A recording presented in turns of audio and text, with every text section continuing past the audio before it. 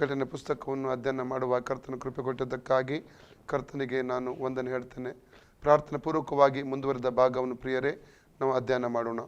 ಪ್ರೀತಿ ಸ್ವರೂಪನಾದ ನಮ್ಮ ಪರಲೋಕ ತಂದೆಯೇ, ಯೇಸುವಿನ ನಾಮದಲ್ಲಿ ಪವಿತ್ರಾತ್ಮನ ಸಹಾಯದೊಂದಿಗೆ ನಿನ್ನ ಪಾದಕ್ಕೆ ನಾವು ಬಂದಿದ್ದೇವೆ ಸ್ವಾಮಿ. ಕರ್ತನೆ, ಒಳ್ಳೆಯ ಸಮಯಕ್ಕಾಗಿ ನಿನ್ನನ್ನು ನಾವು ಸ್ತುತಿಸಿ ಕೊಂಡಾಡ್ತಿದ್ದೇವೆ ರಾಜ್ಯ. ಅಪ್ಪ, ನಿನ್ನ ಜೀವಳ ವಾಕ್ಯಗಳನ್ನು ಧ್ಯಾನಿಸುವ ಸಂದರ್ಭದಲ್ಲಿ ಪರಲೋಕದ ಪ್ರಕಟಣೆ ನಮಗೆ ದಯಪಾಲಿಸಿಕೊಡು. ಪ್ರಕಟಣೆ ಪುಸ್ತಕ ಅಧ್ಯಯನ ಮಾಡ್ತಿರುವಾಗ ಬೇಕಾದ ಕರ್ತನೆ ಅನೇಕ ಅಡಗಿರುವಂಥ ರಹಸ್ಯಗಳನ್ನು ಮರ್ಮಗಳನ್ನು ನಿನ್ನ ಮಕ್ಕಳಾದ ನಮಗೆ ಪ್ರಕಟಪಡಿಸಬೇಕಾದ ಕರ್ತನೆ ಕೇಳಿಕೊಳ್ತೇನೆ. ಘನವನ್ನು ಮಾನವನ್ನು ಮಹಿಮೆಯನ್ನು ನಿನಗೆ ಮಾತ್ರ ಸಲ್ಲಿಸ್ತೇವೆ. ಯೇಸು ಹೆಸರಿನಲ್ಲಿ ಬೇಡಿ ಹೊಂದಿದ್ದೇವೆ ನಮ್ಮ ತಂದೆ ದೇವರೇ, ಆಮೆನ್. Price the lord. ಪ್ರಕಟಣೆ ಪುಸ್ತಕ 4ನೇ ಅಧ್ಯಾಯ 1-11 ವಾಕ್ಯ ಓದುವ. Book of revolution chapter 4 1-11. ಇವುಗಳಾದ ಮೇಲೆ ನಾನು ನೋಡಿದಾಗ ಪರಲೋಕದಲ್ಲಿ ತೆರೆದಿದ್ದ ಬಾಗಿಲು ಕಾಣಿಸಿತು, ಮತ್ತು ನನ್ನ ಸಂಗಡ ತುತ್ತೂರಿಯು ಮಾತಾಡುತ್ತದೋ ಎಂಬಂತೆ ನಾನು ಮೊದಲು ಕೇಳಿದ್ದ ವಾಣಿಯು ಕೇಳಿಸಿತು. ಇಲ್ಲಿಗೆ ಏರಿ ಬಾ, ಮುಂದೆ ಆಗಬೇಕಾದವುಗಳನ್ನು ನಿನಗೆ ತೋರಿಸುವೆನು ಎಂದು ಹೇಳಿತು. ಕೂಡಲೇ ದೇವರಾತ್ಮ ವಶನಾದೆನು. ಆಗ ಇಗೋ, ಪರಲೋಕದಲ್ಲಿ ಒಂದು ಸಿಂಹಾಸನವಿತ್ತು. ಸಿಂಹಾಸನದ ಮೇಲೆ ಒಬ್ಬನು ಕೂತಿದ್ದವನು ಕಣ್ಣಿಗೆ ಸೂರ್ಯಕಾಂತ ಪದ್ಮರಾಗ ಮಣಿಗಳಂತೆ ಕಾಣುತ್ತಿದ್ದನು. ಸಿಂಹಾಸನದ ಸುತ್ತಲೂ ಪಚ್ಚೆಯಂತೆ ತೋರುತ್ತಿದ್ದ ಮುಗಿಲು ಬಿಲ್ಲು ಇತ್ತು. ಇದಲ್ಲದೆ ಸಿಂಹಾಸನದ ಸುತ್ತಲೂ 24 ಸಿಂಹಾಸನಗಳಿದ್ದವು. ಆ ಸಿಂಹಾಸನಗಳ ಮೇಲೆ ಶುಭ್ರ ವಸ್ತ್ರಗಳನ್ನು ಧರಿಸಿಕೊಂಡಿದ್ದ 24 ಮಂದಿ ಹಿರಿಯರು ಕೂತಿದ್ದರು. ಅವರ ತಲೆಗಳ ಮೇಲೆ ಚಿನ್ನಿದ ಕಿರೀಟಗಳಿದ್ದವು. ಸಿಂಹಾಸನದೊಳಗಿಂದ ಮಿಂಚುಗಳು, ವಾಣಿಗಳು, ಗುಡುಗುಗಳು ಹೊರಡುತ್ತವೆ. ಅದರ ಮುಂದೆ ದೇವರ 7 ಆತ್ಮಗಳನ್ನು ಸೂಚಿಸುವ 7 ದೀಪಗಳು ಉರಿಯುತ್ತಿದ್ದವು. ಇದಲ್ಲದೆ ಸಿಂಹಾಸನದ ಮುಂದೆ ಸ್ಫಟಿಕಕ್ಕೆ ಸಮಾನವಾದ ಗಾಜಿನ ಸಮುದ್ರವಿದ್ದ ಹಾಗೆ ತೋಚಿತು. ಸಿಂಹಾಸನದ ಮಧ್ಯದಲ್ಲಿ ಅದರ 4 ಕಡೆಗಳಲ್ಲಿ 4 ಜೀವಿಗಳಿದ್ದವು. ಅವುಗಳಿಗೆ ಹಿಂದೆ ಮುಂದೆ ತುಂಬ ಕಣ್ಣುಗಳಿದ್ದವು. ಮೊದಲನೇ ಜೀವಿಯು ಸಿಂಹದಂತಿತ್ತು, ಎರಡನೇ ಜೀವಿಯು ಹೋರಿಯಂತಿತ್ತು, ಮೂರನೇ ಜೀವಿಯ ಮುಖವು ಮನುಷ್ಯನ ಮುಖದಂತಿತ್ತು, ನಾಲ್ಕನೇ ಜೀವಿಯು ಹಾರುವ ಗರುಡ ಪಕ್ಷಿಯಂತಿತ್ತು. ಆ 4 ಜೀವಿಗಳೊಳಗೆ ಒಂದೊಂದಕ್ಕೆ 6 ರೆಕ್ಕೆಗಳಿದ್ದವು. ಆ ಜೀವಿಗಳಿಗೆ ಸುತ್ತಲೂ ಒಳಗೂ ತುಂಬ ಕಣ್ಣುಗಳಿದ್ದವು. ಆ ಜೀವಿಗಳು ಹಗಲಿರುಳು ವಿಶ್ರಮಿಸಿಕೊಳ್ಳದೆ, ದೇವರಾದ ಕರ್ತನು ಪರಿಶುದ್ಧನು, ಪರಿಶುದ್ಧನು, ಪರಿಶುದ್ಧನು, ಆತನು ಸರ್ವಶಕ್ತನು, ವರ್ತಮಾನ ಭೂತ ಭವಿಷ್ಯತ್ ಕಾಲಗಳಲ್ಲಿರುವಂಥವನು ಎಂದು ಹೇಳುತ್ತವೆ. ಯುಗಯುಗಾಂತರಗಳಲ್ಲಿಯೂ ಜೀವಿಸುವವನಾಗಿ ಸಿಂಹಾಸನದ ಮೇಲೆ ಕೂತಿರುವಾತನಿಗೆ ಆ 4 ಜೀವಿಗಳು ಪ್ರಭಾವ, ಮಾನ, ಕೃತಜ್ಞತಾ ಸ್ತುತಿಗಳನ್ನು ಸಲ್ಲಿಸುವಾಗೆ ಆ 24 ಮಂದಿ ಹಿರಿಯರು ಸಿಂಹಾಸನದ ಮೇಲೆ ಕೂತಾತನ ಪಾದಕ್ಕೆ ಬಿದ್ದು ತಮ್ಮ ಕಿರೀಟಗಳನ್ನು ಸಿಂಹಾಸನದ ಮುಂದೆ ಹಾಕಿ, ಕರ್ತನೇ, ನಮ್ಮ ದೇವರೇ, ನೀನು ಪ್ರಭಾವ, ಮಾನ, ಬಲಗಳನ್ನು ಹೊಂದುವುದಕ್ಕೆ ಯೋಗ್ಯನಾಗಿದ್ದಿ. ಸಮಸ್ತವನ್ನು ಸೃಷ್ಟಿಸಿದಾತನು ನೀನೇ. ಎಲ್ಲವೂ ನಿನ್ನ ಚಿತ್ತದಿಂದಲೇ ಇದ್ದವು, ನಿನ್ನ ಚಿತ್ತದಿಂದಲೇ ನಿರ್ಮಿತವಾದವು ಎಂದು ಹೇಳುತ್ತಾ ಯುಗ ಯುಗಾಂತರಗಳಲ್ಲಿಯೂ ಜೀವಿಸುವ ಆತನನ್ನು ಆರಾಧಿಸುತ್ತಾರೆ. Price the lord. ಪ್ರಿಯರೇ, ಪ್ರಕಟಣೆ ಪುಸ್ತಕವನ್ನು ನಾವು ಅಧ್ಯಯನ ಮಾಡ್ತಾ ಬಂದಿದ್ದೇವೆ. ಪ್ರಿಯರೇ, ಇಲ್ಲಿಯವರೆಗೆ ದೇವರು ಆಶೀರ್ವಾದಕರವಾದ ರೀತಿಯಲ್ಲಿ ನಮ್ಮ ನಡೆಸಿಕೊಂಡು ಬಂದಿದ್ದಾನೆ. ಪ್ರಕಟಣೆ ಪುಸ್ತಕ ಸತ್ಯವೇದದ 66ನೇ ಪುಸ್ತಕ ಮಾತ್ರವಲ್ಲ, ಹೊಸ ಒಡಂಬಡಿಕೆಯ 27ನೇ ಪುಸ್ತಕವಾಗಿದೆ. ಹಳೆ ಒಡಂಬಡಿಕೆಯ ಪ್ರಕಟಣೆ ಪುಸ್ತಕ ದಾನಿಯೇಲ ಪುಸ್ತಕ, ಹೊಸ ಒಡಂಬಡಿಕೆಯ ಪ್ರಕಟಣೆ ಪುಸ್ತಕ, ಹೊಸ ಒಡಂಬಡಿಕೆಯ ಮತ್ತು ಸತ್ಯವೇದದ ಕೊನೆಯ ಪುಸ್ತಕವಾದ ಅಪೊಸ್ತಲ ಯೋಹನ್ನನ ಪ್ರಕಟಣಾ ಪುಸ್ತಕವಾಗಿದೆ. ಪ್ರಿಯರೇ, ಇದರಲ್ಲಿ 404 ವಾಕ್ಯಗಳುಂಟು. ಈ ಪುಸ್ತಕವನ್ನು 3 ವಿಭಾಗಗಳನ್ನಾಗಿ ವಿಂಗಡಿಸಿ ನಾವು ಧ್ಯಾನ ಮಾಡಬಹುದು. ಆ ವಿಂಗಡಣೆಯನ್ನು ಪ್ರಕಟಣೆ 1ನೇ ಅಧ್ಯಾಯದ 19 ವಾಕ್ಯದಲ್ಲಿ ಓದ್ತೇವೆ. Revolution chapter 1:19 ಓದ್ತೇವೆ. ಅಲ್ಲಿ ಈ ರೀತಿ ಬರೆಯಲ್ಪಟ್ಟಿದೆ: ನಡೆದ ಸಂಗತಿ, ನಡೆಯುತ್ತಿರುವ ಸಂಗತಿ, ನಡೆಯಬೇಕಾದ ಸಂಗತಿ ಎಂಬುದಾಗಿ. 1ನೇ ಅಧ್ಯಾಯದಲ್ಲಿ ನಡೆದ ಸಂಗತಿ ಕಾಣ್ತೇವೆ. ಪುನರ್ಸನ ಹೊಂದಿದಂಥ ಮಹಿಮಾ ಸ್ವರೂಪನಾದ ಯೇಸುವಿನ ದರ್ಶನಲ್ಲಿ ಕಾಣ್ತೇವೆ. ನಡೆದ ಸಂಗತಿ ಅಂದರೆ 1ನೇ ಅಧ್ಯಾಯ, ಅದು 1ನೇ ಭಾಗವಾಗಿದೆ. 2ನೇ ಭಾಗ 2 ಮತ್ತು 3ನೇ ಅಧ್ಯಾಯ, ಅಲ್ಲಿ ನಡೆಯುತ್ತಿರುವ ಸಂಗತಿ ನಾವು ನೋಡ್ತೇವೆ, ಅಂದರೆ ಸಭಾಕಾಲವಾಗಿದೆ. ಮತ್ತು 3ನೇ ಭಾಗ 4ನೇ ಅಧ್ಯಾಯದ 1ನೇ ವಾಕ್ಯದಿಂದ 22 ಅಧ್ಯಾಯದ 21 ವಾಕ್ಯದವರೆಗೆ 3ನೇ ಭಾಗ ನಾವು ಕಾಣ್ತೇವೆ. ಅದು ನಡೆಯಬೇಕಾದ ಸಂಗತಿಯನ್ನು ಅಲ್ಲಿ ನಾವು ಕಾಣ್ತೇವೆ. ಪ್ರಿಯರೇ, ಮಾತ್ರವಲ್ಲದೆ ಯೇಸುವಿನ 2ನೇ ಬರುಣಕ್ಕೆ 2 ವಿಧವಾದ ಮುಖಗಳು ಉಂಟು. ಒಂದು ರಹಸ್ಯ ಬರುಣ, ಇನ್ನೊಂದು ಬಹಿರಂಗ ಬರುಣ. ರಹಸ್ಯ ಬರುಣಕ್ಕೂ ಬಹಿರಂಗ ಬರುಣಕ್ಕೂ ಮಧ್ಯದಲ್ಲಿ 7 ವರ್ಷಗಳ ಕಾಲಾವಧಿ ಇದೆ. ರಹಸ್ಯ ಬರುಣದಲ್ಲಿ ಯೇಸು ಬರುವಂಥ ಉದ್ದೇಶ ಸಿದ್ಧವಾದ ಮೊದಲಿಗೆತ್ತೆಂಬ ಸಭೆಯನ್ನು ತನ್ನೊಂದಿಗೆ ಕರ್ಕೊಂಡು ಹೋಗುವುದಕ್ಕೋಸ್ಕರವಾಗಿ ಈ ಸಮಯದಲ್ಲಿ ಆತನು ಭೂಮಿಗೆ ಇಳಿದು ಬರುವುದಿಲ್ಲ, ಮಧ್ಯಾಕಾಶದಲ್ಲಿ ಕಾಣಿಸಿಕೊಡುತ್ತಾನೆ. ಇದಕ್ಕೆ ಯೇಸು ಕ್ರಿಸ್ತನ ಪ್ರತ್ಯಕ್ಷತೆ ಎಂಬುದಾಗಿ ಕೂಡ ಹೇಳ್ತಾರೆ. 7 ವರ್ಷಗಳ ನಂತರ ಸಭೆಯೊಂದಿಗೆ ಯೇಸು ಸ್ವಾಮಿ ಭೂಲೋಕಕ್ಕೆ ಬರ್ತಾನೆ. ಅದು ಬಹಿರಂಗ ಬರುಣವಾಗಿದೆ. ಆಗ ಭೂಮಿಯಲ್ಲಿ ಆತನು ಕಾಲಿಡುವಂಥ ಸಮಯವಾಗಿದೆ. ಮಾತ್ರವಲ್ಲ, ಸಭೆಯೊಂದಿಗೆ ಬರುವಂಥ ಉದ್ದೇಶ, ಸಭೆಯೊಂದಿಗೆ 1000 ವರ್ಷಗಳ ಕಾಲ ಈ ಭೂಮಿಯಲ್ಲಿ ಆತನು ಆಳ್ವಿಕೆ ಮಾಡುತ್ತಾನೆ. ಈ ಪ್ರಕಟಣೆ ಪುಸ್ತಕದ 4ನೇ ಅಧ್ಯಾಯದಲ್ಲಿ 7 ಕಾರ್ಯಗಳನ್ನು ನಾವು ಕಾಣ್ತೇವೆ. ಒಂದನೇದಾಗಿ ಸಿಂಹಾಸನದಲ್ಲಿ ಕೂತಂಥ ಕರ್ತಾಧಿಕರ್ತನನ್ನು ಕಾಣ್ತೇವೆ. ಆತನು ಪದ್ಮರಾಗ ಸೂರ್ಯಕಾಂತ ಮಣಿಗಳಂತೆ ಕಾಣ್ತಾ ಇದ್ದಾನೆ. ಎರಡನೇ ವಿಷಯ ಅಲ್ಲ, ಅದರಲ್ಲಿರುವಂಥದ್ದು ಸಿಂಹಾಸನ ಸುತ್ತಲೂ 24 ಸಿಂಹಾಸನಗಳು, 24 ಹಿರಿಯರು ಅದರಲ್ಲಿ ಕೂತ್ಕೊಂಡಿದ್ದಾರೆ. ಅವರು ಬಿಳಿ ವಸ್ತ್ರ ತೊಟ್ಟುಕೊಂಡಿದ್ದಾರೆ ಮತ್ತು ಅವರು ಚಿನ್ನದ ಕಿರೀಟಗಳನ್ನು ಅವರು ಧರಿಸಿಕೊಂಡಿರುವುದನ್ನು ಕಾಣ್ತೇವೆ. ಮೂರನೇದಾಗಿ ಸಿಂಹಾಸನ ಸುತ್ತಲೂ ಪಚ್ಚೆ ಅಂತಿರುವಂಥ ಮುಗಿಲು ಬಿಲ್ಲು ಅಲ್ಲಿ ಇರುವಂಥದ್ದನ್ನು ಕೂಡ ನಾವು ಕಾಣ್ತೇವೆ. ನಾಲ್ಕನೇದಾಗಿ ಸಿಂಹಾಸನದ ಒಳಗಿಂದ ಗುಡುಗುಗಳು, ಮಿಂಚುಗಳು, ವಾಣಿಗಳು ಅಲ್ಲಿ ಬರುವಂಥದ್ದನ್ನು ಕೂಡ ನಾವಲ್ಲಿ ಕಾಣ್ತೇವೆ ಪ್ರಿಯರೇ. ನಾಲ್ಕನೇದಾಗಿ ಸಿಂಹಾಸನದ ಮುಂದೆ ದೇವರ ಆ 7 ಆತ್ಮಗಳು ಸೂಚಿಸುವಂಥ 7 ದೀಪಗಳು ಉರಿಯುತ್ತಿರುವಂಥದ್ದನ್ನು ಕಾಣ್ತೇವೆ. ಆರನೇದಾಗಿ ಸಿಂಹಾಸನದ ಮುಂದೆ ಸ್ಫಟಿಕಕ್ಕೆ ಸಮಾನವಾದ ಗಾಜಿನ ಸಮೂಹ ಇರುವಂತೆ ಕಾಣುತ್ತೆಂಬುದಾಗಿ ಅಲ್ಲಿ ನಾವು ನೋಡ್ತೇವೆ. ಏಳನೇದಾಗಿ 4 ಜಿವೆಗಳು, 24 ಹಿರಿಯರು ನಿತ್ಯ ನಿರಂತರಕ್ಕೂ ಕರ್ತಾಧಿಕರ್ತನನ್ನು ಆರಾಧನೆ ಮಾಡುವಂಥದ್ದನ್ನು ಕಾಣ್ತೇವೆ. ಇದು ನಿಜವಾದ ಪರಲೋಕವಾಗಿದೆ ಪ್ರಿಯರೇ. ನಾವು 4 ಮತ್ತು 5 ಅಧ್ಯಾಯದಲ್ಲಿ ಏನು ಕಾಣ್ತೇವೆ, ಅದು ನಿಜವಾದ ಪರಲೋಕವಾಗಿದೆ ಪ್ರಿಯರೇ. ಆದರೆ ನಾನು ಕಳೆದ ದಿವಸದಲ್ಲಿ ನಿಮ್ಮೊಟ್ಟಿಗೆ ನಾನು ಹೇಳಿದ್ದೇನೆಂದರೆ, ಒಬ್ಬ ಕ್ರೈಸ್ತ ವಿಶ್ವಾಸಿ ಈ ಭೂಮಿಯಲ್ಲಿ ಪ್ರಾಣ ಬಿಟ್ಟ ಕೂಡಲೇ ಹೋಗುವಂಥ ಸ್ಥಳ ಅದು ವಿಶ್ರಾಂತಿ ಸ್ಥಳವಾಗಿದೆ. ಅದಕ್ಕೆ ಪರದೇಶ ಎಂಬುದಾಗಿ ಹೇಳ್ತಾರೆ. ಅದು 5ನೇ ಪರದೇಶಿಗೆ ಆತನು ಹೋಗುತ್ತಾನೆ. 5ನೇ ಪರದೇಶ ಎಲ್ಲಿದೆ, ಅದು 3ನೇ ಆಕಾಶದಲ್ಲಿದೆ ಎಂಬುದಾಗಿ 2 ಕೊರಿಂಥ 12 ಅಧ್ಯಾಯದ 1ರಿಂದ 4ನೇ ವಾಕ್ಯದಲ್ಲಿ ನಾವು ಕಾಣ್ತೇವೆ ಪ್ರಿಯರೇ. ಅದರ ಕಾಲಾವಧಿ ಯೇಸು ಸ್ವಾಮಿಯ ರಹಸ್ಯ ಬರಣದವರೆಗೆ. ಯೇಸುವಿನ ರಹಸ್ಯ ಬರಣದಲ್ಲಿ ಪರದೇಶಿಯಲ್ಲಿ ವಿಶ್ರಾಂತಿ ಪಡ್ಕೊಳ್ಳುತ್ತಿರುವಂಥ ವಿಶ್ವಾಸಿ ಆತ್ಮಗಳು ಮಹಿಮೆಯ ಶರೀರದೊಂದಿಗೆ ಎದ್ದು ಬರ್ತಾರೆ. ಮಾತ್ರವಲ್ಲ, ಜೀವಂತವಾಗಿರುವವರು ಕೂಡ ಆ ಸಮಯದಲ್ಲಿ ಮಹಿಮೆ ಶರೀರದೊಂದಿಗೆ ರೂಪಾಂತರಗೊಂಡು ಅವರು ಪರಲೋಕಕ್ಕೆ ಎತ್ತಲ್ಪಡುತ್ತಾರೆ. ಆಗ ಮಾತ್ರ ನಾವು ನಿಜವಾದ ಪರಲೋಕಕ್ಕೆ ಹೋಗುವಂಥದ್ದು. ಅಲ್ಲಿ ಕೇವಲ 7 ವರ್ಷಗಳವರೆಗೆ ಮಾತ್ರ ಇರುತ್ತೇವೆ. ಅಲ್ಲಿ 3 ಕಾರ್ಯ ಇದೆ ಪರಲೋಕದಲ್ಲಿ 7 ವರ್ಷಗಳಲ್ಲಿ. ಒಂದು, ದೇವಜನರ ಪ್ರತಿಫಲ ಹಂಚುವಿಕೆ. 2ನೇದ್ದು ದೇವಜನರ ನ್ಯಾಯ ತೀರ್ಪು.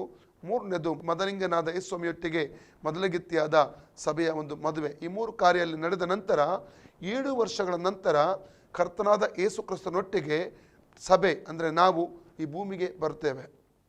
ಕಾರಣ 1000 ವರ್ಷ ಈ ಲೋಕದಲ್ಲಿ ನಾವು ಆಳ್ವಿಕೆ ಮಾಡೋದಕ್ಕೋಸ್ಕರವಾಗಿ ಕ್ರಿಸ್ತನೊಟ್ಟಿಗೆ ಭೂಮಿಗೆ ನಾವು ಬರ್ತೇವೆ, ಸಭೆ ಬರ್ತದೆ ಎಂಬುದಾಗಿ ನಾವು ನೋಡ್ತೇವೆ.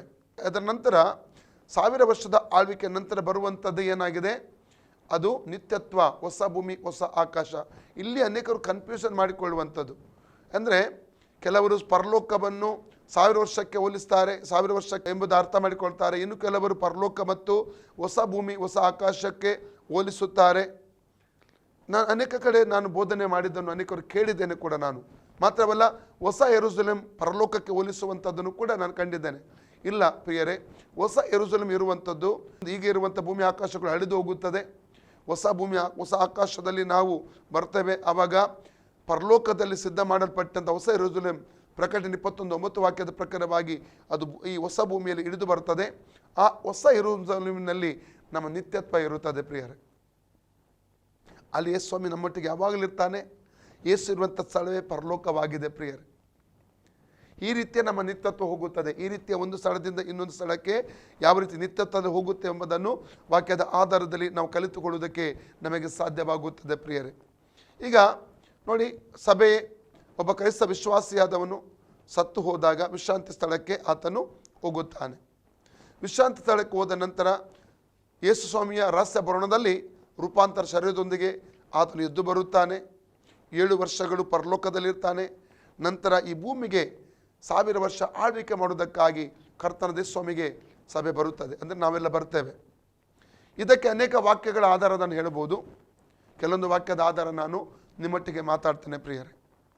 ಮೊದಲನೇದಾಗಿ ಮತ್ತಾಯ 19:28 ಓದುವ ಹೊಸ ಸೃಷ್ಟಿಯಲ್ಲಿ ಎಂಬುದಾಗಿ ಅಲ್ಲಿ ಸ್ವಾಮಿ ಉಲ್ಲೇಖಿಸಿದ್ದಾನೆ.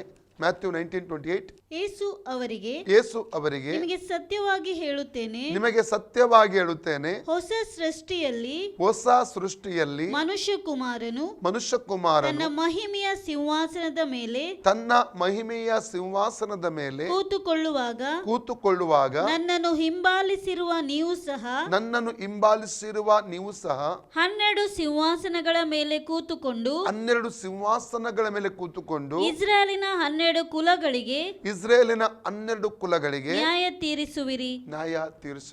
ಅಂದರೆ 1000 ವರ್ಷದ ಮಿಲೇನಿಯಂನಲ್ಲಿ ನಡೆಯಬೇಕಾದ ಘಟನೆ ಬಗ್ಗೆ ಕರ್ತನಾದ ಯೇಸು ಸ್ವಾಮಿ ಹೇಳ್ತಾ ಇದ್ದಾನೆ. ಅಂದರೆ ಹೊಸ ಸೃಷ್ಟಿಯಲ್ಲಿ ಎಂಬುದಾಗಿ ಯೇಸು ಸ್ವಾಮಿ ಉಲ್ಲೇಖ ಮಾಡುವಂಥ ಪದವನ್ನು ಅಲ್ಲಿ ನಾವು ಕಾಣ್ತಾ ಇದ್ದೇವೆ. ಅಂದರೆ 1000 ವರ್ಷದ ಮಿಲೇನಿಯಂ ವಿಷಯದಲ್ಲಿ ಯೇಸು ಸ್ವಾಮಿ ಮಾತಾಡ್ತಾ ಇದ್ದಾನೆ. ಇನ್ನೊಂದು ವಾಕ್ಯ ಓದುವ, ಮತ್ತಾಯನ ಸುವಾರ್ತೆ 20:1 ವಾಕ್ಯ, ಮ್ಯಾಥ್ಯೂ 20:1 ವರ್ಸಸ್. ಅದು ಹೇಗೆಂದರೆ ಪರಲೋಕ ರಾಜ್ಯವು ಒಬ್ಬ ಮನೆಯ ಯಜಮಾನನಿಗೆ ಹೋಲಿಕೆಯಾಗಿದೆ. ಪರಲೋಕ ರಾಜ್ಯ ಎಂಬುದಾಗಿ ಇಲ್ಲಿ ಉಲ್ಲೇಖ ಮಾಡಲಾಗಿದೆ. ಪರಲೋಕ ರಾಜ್ಯ. ಇನ್ನೊಂದು ವಾಕ್ಯ ಮ್ಯಾಥ್ಯೂ 25:1 ಮತ್ತು 25:1 ಓದಿ. ಆಗ ಪರಲೋಕ ರಾಜ್ಯವು ಆರತಿಗಳನ್ನು ತೆಗೆದುಕೊಂಡು ಮದಲಿಂಗನನ್ನು ಎದುರುಗೊಳ್ಳುವುದಕ್ಕೆ ಹೊರಟಂತ 10 ಮಂದಿ ಕನ್ಯೆಯರಿಗೆ ಹೋಲಿಕೆಯಾಗಿರುವುದು. ಇಲ್ಲಿ ಕೂಡ ಪರಲೋಕ ರಾಜ್ಯ ಎಂಬಂತ ಪದವನ್ನು ಉಲ್ಲೇಖ ಮಾಡಲಾಗಿದೆ. ಅಂದರೆ ಮೊದಲು ಹೊಸ ಸೃಷ್ಟಿ, ನಂತರ ಪರಲೋಕ ರಾಜ್ಯ ಎಂಬುದಾಗಿ ಕರೀತೇವೆ. ಈ ಪರಲೋಕ ರಾಜ್ಯ ಯಾವುದು? 1000 ವರ್ಷದ ಮಿಲಿನಿಯಂ ಬಗ್ಗೆ ಯೇಸು ಸ್ವಾಮಿಯಲ್ಲಿ ಮಾತಾಡ್ತಾ ಇದ್ದಾನೆ ಪ್ರಿಯರೇ. ಇನ್ನೊಂದು ವಾಕ್ಯ ಓದುವ, ಮತ್ತಾಯ 25:34, ಲೋಕಾದಿಯಿಂದ ಸಿದ್ಧವಾದಂಥ ರಾಜ್ಯ, ಮ್ಯಾಥ್ಯೂ 25:34. ನನ್ನ ತಂದೆಯ ಆಶೀರ್ವಾದ ಹೊಂದಿದವರೇ ಬನ್ನಿರಿ, ಲೋಕಾದಿಯಿಂದ ನಿಮಗೋಸ್ಕರ ಸಿದ್ಧ ಮಾಡಿದಂತ ರಾಜ್ಯವನ್ನು ಸ್ವಾಸ್ಥ್ಯವಾಗಿ ತೆಗೆದುಕೊಳ್ಳಿರಿ. ಲೋಕಾದಿಯಿಂದ ನಮಗಾಗಿ ಸಿದ್ಧವಾದಂಥ ರಾಜ್ಯವೇ 1000 ವರ್ಷದ ಮಿಲೇನಿಯಂ ರಾಜ್ಯವಾಗಿದೆ. ಇದು ಯೇಸು ಸ್ವಾಮಿ ನಮಗೋಸ್ಕರ ರೆಡಿ ಮಾಡಿ ಇಟ್ಟಿದ್ದಾನೆ. ಅದಕ್ಕೆ 1 ಕೊರಿಂಥ 2:9 ಏನು ಹೇಳ್ತದೆ? ಕಣ್ಣು ಕಾಣಲಿಲ್ಲ, ಕಿವಿ ಕೇಳಲಿಲ್ಲ, ಅದರ ಭಾವನೆ ಮನುಷ್ಯರ ಹೃದಯ ಹುಟ್ಟಲಿಲ್ಲ, ತನಗಾಗಿ ದೇವರು ಏನೆಲ್ಲ ಸಿದ್ಧ ಮಾಡಿಟ್ಟಿದ್ದಾನೆಂಬುದಾಗಿ. Praise God. ಲೋಕಾದಿಯಿಂದ ಸಿದ್ಧವಾದಂಥ ರಾಜ್ಯವೇ 1000 ವರ್ಷದ ಮಿಲೇನಿಯಂ ರಾಜ್ಯವಾಗಿದೆ ಪ್ರಿಯರೇ. ಓಕೆ, 4ನೇದಾಗಿ ಇದಕ್ಕೆ ಒಳಪಟ್ಟದ ಹೆಸರು ಲೂಕ್ 8:10, ಲೂಕ್ 8:10.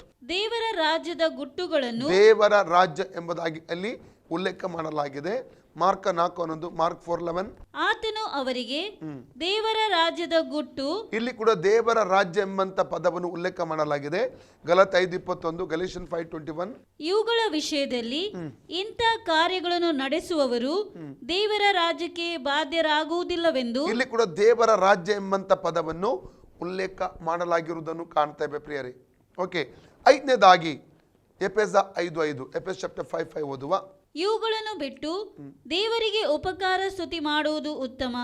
ಜಾರರು, ದುರಾಚಾರಿಗಳು, ವಿಗ್ರಹಾರಾಧಕರಂತಿರುವ ಲೋಭಿಗಳು, ಇವರಲ್ಲಿ ಒಬ್ಬರಿಗಾದರೂ ಕ್ರಿಸ್ತನ ಮತ್ತು ದೇವರ ರಾಜ್ಯದಲ್ಲಿ ಬಾಧ್ಯತೆ ಇಲ್ಲವೆಂದು.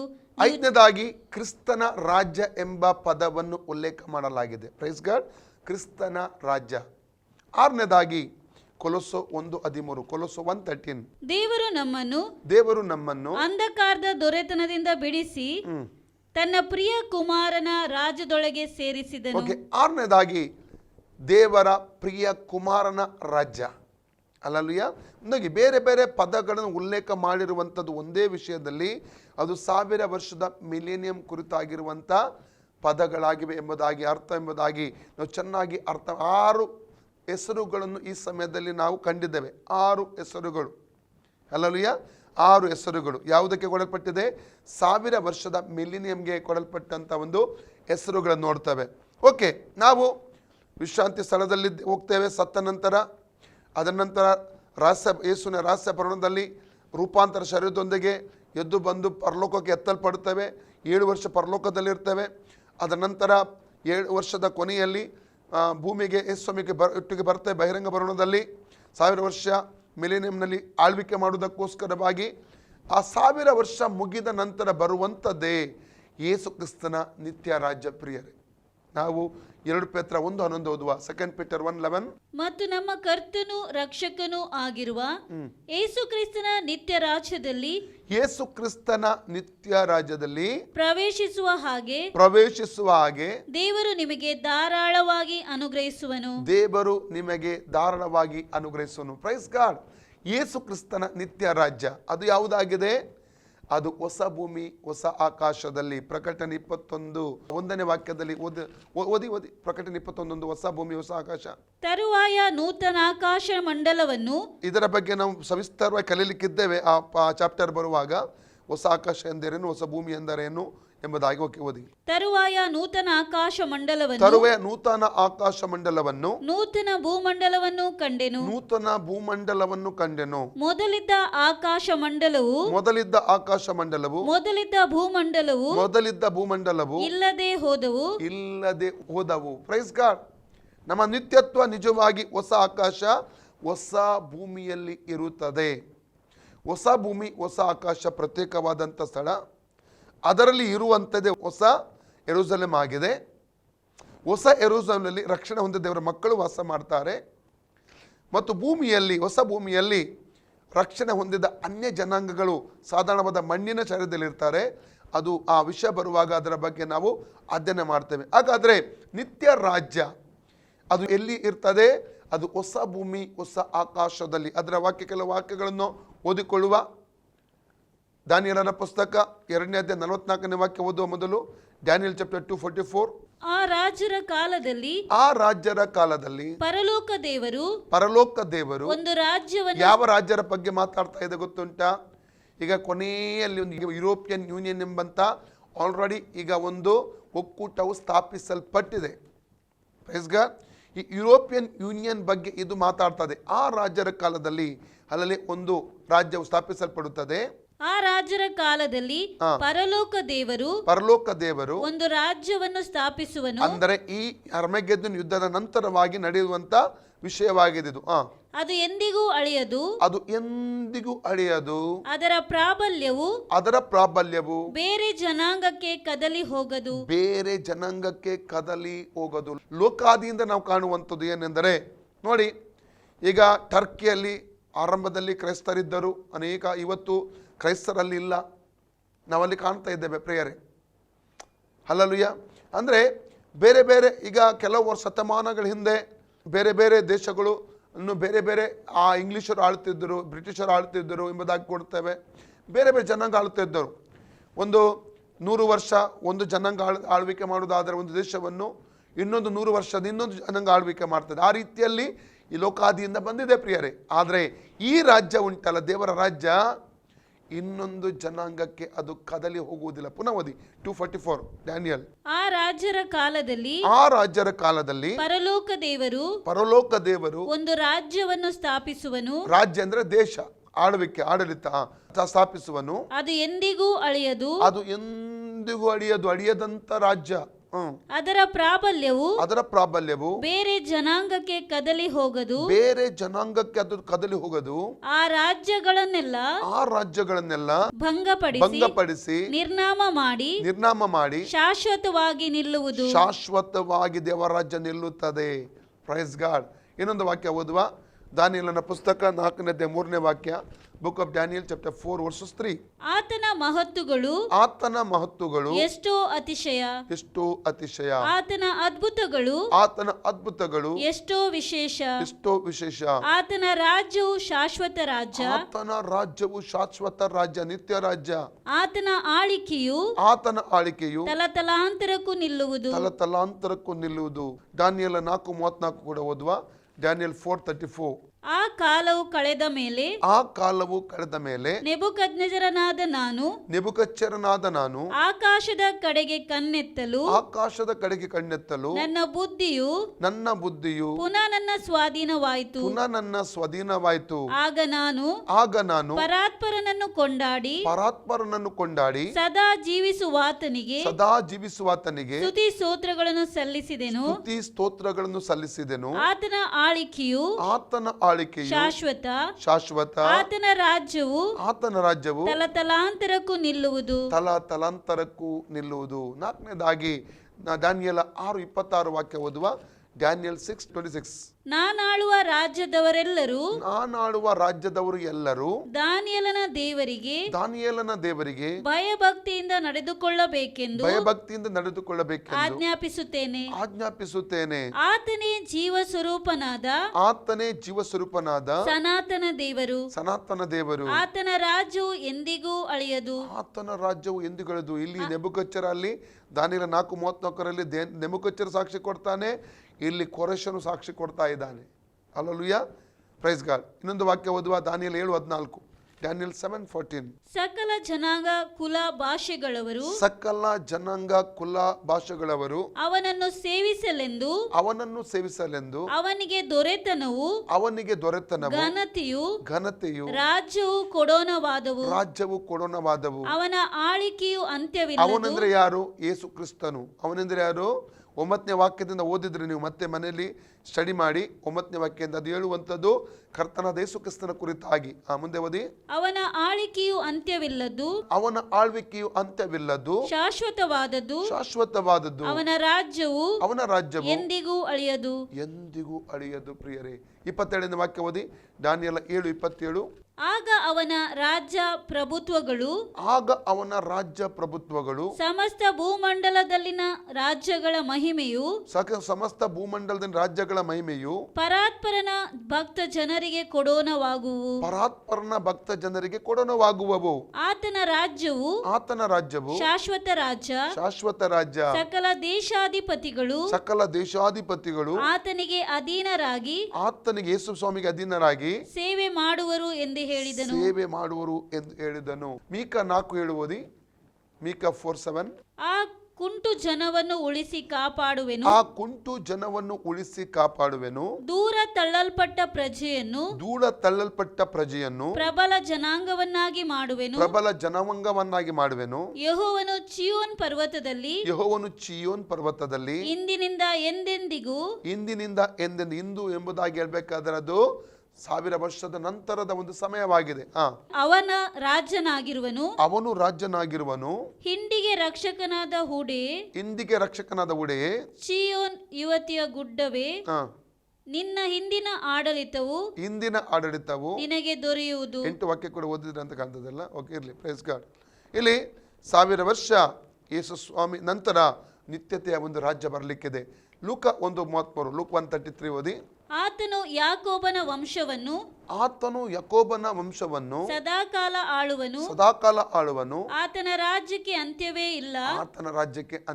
ನಿತ್ಯ ರಾಜ್ಯ ಅದು ಹೊಸ ಭೂಮಿಯಲ್ಲಿ ಇರುತ್ತದೆ. ಪ್ರಿಯರೇ, ನಿತ್ಯಕ್ಕೂ ಯೇಸು ಕ್ರಿಸ್ತನು ಮೊದಲಿಂಗನು ನಮ್ಮೊಟ್ಟಿಗೆ ಅಂದರೆ ಸಭೆಯೊಟ್ಟಿಗೆ ಯಾವಾಗಲೂ ಇರುವಂಥ ಸಮಯ ಹೊಸ ಭೂಮಿ ಹೊಸ ಆಕಾಶದಲ್ಲಿ ಇರ್ತದೆ. ನಾವೆಲ್ಲರೂ ಹೊಸ ಯೆರೂಸಲೇಮಿನಲ್ಲಿರ್ತೇವೆ. ಹೊಸ ಪಟ್ಟಣ ಈಗ ರೆಡಿ ಆಗ್ತಾ ಉಂಟು. ಜಾನ್ ಚಾಪ್ಟರ್ 14 ಆ ವಿಷಯ ಬರುವಾಗ ಅದರ ಬಗ್ಗೆ ಹೇಳ್ತೇನೆ ನಿಮಗೆ ನಾನು. ಜಾನ್ ಚಾಪ್ಟರ್ 14 1-3 ನಿಮಗೆ ಗೊತ್ತಿರಬೇಕು. ನೀವು ಕಳವಳಗೊಳ್ಳದಿರಿ, ನನ್ನ ತಂದೆಯಲ್ಲಿ ನಂಬಿಕೆ ಇಡಿ, ನನ್ನಲ್ಲಿ ನಂಬಿಕೆ ಇಡಿ. ನನ್ನ ತಂದೆಯ ಮನೆ ಅನೇಕ ಬಿಡಾರಗಳಿವೆ. ನಾನು ಹೋಗಿ ನಿಮಗೆ ಸ್ಥಳ ಸಿದ್ಧ ಮಾಡ್ತೇನೆ ಮತ್ತು ತಿರುಗಿ ಬಂದು ನನ್ನ ಜೊತೆ ಕರ್ಕೊಂಡು ಹೋಗ್ತೇನೆ. ಯಾಕೆಂದರೆ ನಾನಿರುವಲ್ಲಿ ನೀವಿರಬೇಕೆಂಬುದಾಗಿ ಯೇಸುಸ್ವಾಮಿ ಹೇಳಿದನಲ್ವ ಪ್ರಿಯರೇ. ಅಲ್ಲಲ್ಲಿಯ ಬಿಡಾರಗಳು ಸಿದ್ಧವಾಗುವುದೇ ಇದೇ ಹೊಸ ಯೆರೂಸಲೇಮ್ ಪಟ್ಟಣವಾಗಿದೆ. ಪ್ರಿಯರೇ, ಈ ವಾಕ್ಯ ನೆರವೇರುವುದೆಲ್ಲಿ ಗೊತ್ತುಂಟ? ಪ್ರಕಟಣೆ 29:9-27 ವಾಕ್ಯದಲ್ಲಿ ಈ ವಾಕ್ಯ ನೆರವೇರ್ತದೆ. ಜಾನ್ ಚಾಪ್ಟರ್ 14 1-3 ಅಲ್ಲಿ ನೆರವೇರ್ತದೆ. ಪ್ರಿಯರೇ, ಅಲ್ಲಿ ನಮ್ಮ ನಿತ್ಯತೆಯ ಒಂದು ಜೀವಿತವಾಗಿರುತ್ತದೆ. ಅದೇ ಯೇಸು ಕ್ರಿಸ್ತನ ನಿತ್ಯ ರಾಜ್ಯವಾಗಿದೆ. ನಿತ್ಯ ರಾಜ್ಯದಲ್ಲಿ ಯೇಸು ಕ್ರಿಸ್ತನೊಟ್ಟಿಗೆ ನಿತ್ಯತ್ವಕ್ಕೂ ಆತನನ್ನು ಆರಾಧಿಸುತ್ತಾ, ಆತನ ಸಂತೋಷ ಪಡುತ್ತಾ, ಆತನಲ್ಲಿ ಉಲ್ಲಾಸಿಸುತ್ತಾ ದೇವರ ಸಭೆಯಾದ ನಾವು ಜೀವನ ಮಾಡ್ತೇವೆ. ಪ್ರಿಯರೇ, ಇದಾಗಿದೆ ಒಬ್ಬ ಕ್ರಿಸ್ತ ವಿಶ್ವಾಸಿಯ ಮರಣದ ನಂತರದ ಒಂದು ಜರ್ನಿ ಅಥವಾ ಪ್ರಯಾಣ ಎಂಬುದಾಗಿ ನಾವು ವಾಕ್ಯದ ಆಧಾರದಲ್ಲಿ ಅರ್ಥ ಮಾಡಿಕೊಳ್ಳತಕ್ಕದ್ದು. ಕೆಲವರು ಪರದೈಸ, ಉಪದ್ರವ ಸ್ಥಳ, ಮತ್ತೆ ಯಾವುದು ಪರಲೋಕ, ಅದರ ನಂತರ ಹೊಸ ಭೂಮಿ ಹೊಸ ಆಕಾಶ 1000 ವರ್ಷ ಯಾವುದೆಂದು ಗೊತ್ತಿಲ್ಲ, ಎಲ್ಲವೂ ಕ್ಲಿಂಕ್ ಕೊಡ್ತಾರೆ. ಅದು ಯಾವುದರಲ್ಲಿಯೂ ಅರ್ಥ ಇರುವುದಿಲ್ಲ. ಆದರೆ ಇದನ್ನು ಸರಿಯಾದ ರೀತಿಯಲ್ಲಿ ನಾವು ಅರ್ಥ ಮಾಡಿಕೊಳ್ಳತಕ್ಕ ಸರಿಯಾದ ಅಧ್ಯಯನ ನಾವು ಮಾಡುವುದಾದರೆ ಸರಿಯಾದ ಅರ್ಥ ನಮಗೆ ಅಲ್ಲಿ ಸಿಗುತ್ತದೆ. ನಮ್ಗೆ ಗೊಂದಲ ಇರಲ್ಲ, ಅಲ್ಲಿ ಕನ್ಫ್ಯೂಷನ್ ಇರಲ್ಲ. ಪ್ರಿಯರೇ, ಇರಲಿ, ನಾವೀಗ ಪ್ರಕಟಣೆ ಪುಸ್ತಕ 4-2 ವಾಕ್ಯದಿಂದ ನಾವು ಮುಂದಕ್ಕೆ ಹೋಗ್ತೇವೆ. ಸಿಂಹಾಸನದ ಕುರಿತಾಗಿ ಕೂಡ ಕಲೀಲಿಕ್ಕೆ ಹೋಗುತ್ತೇವೆ. ಓದಿಕೊಳ್ಳೋಣ.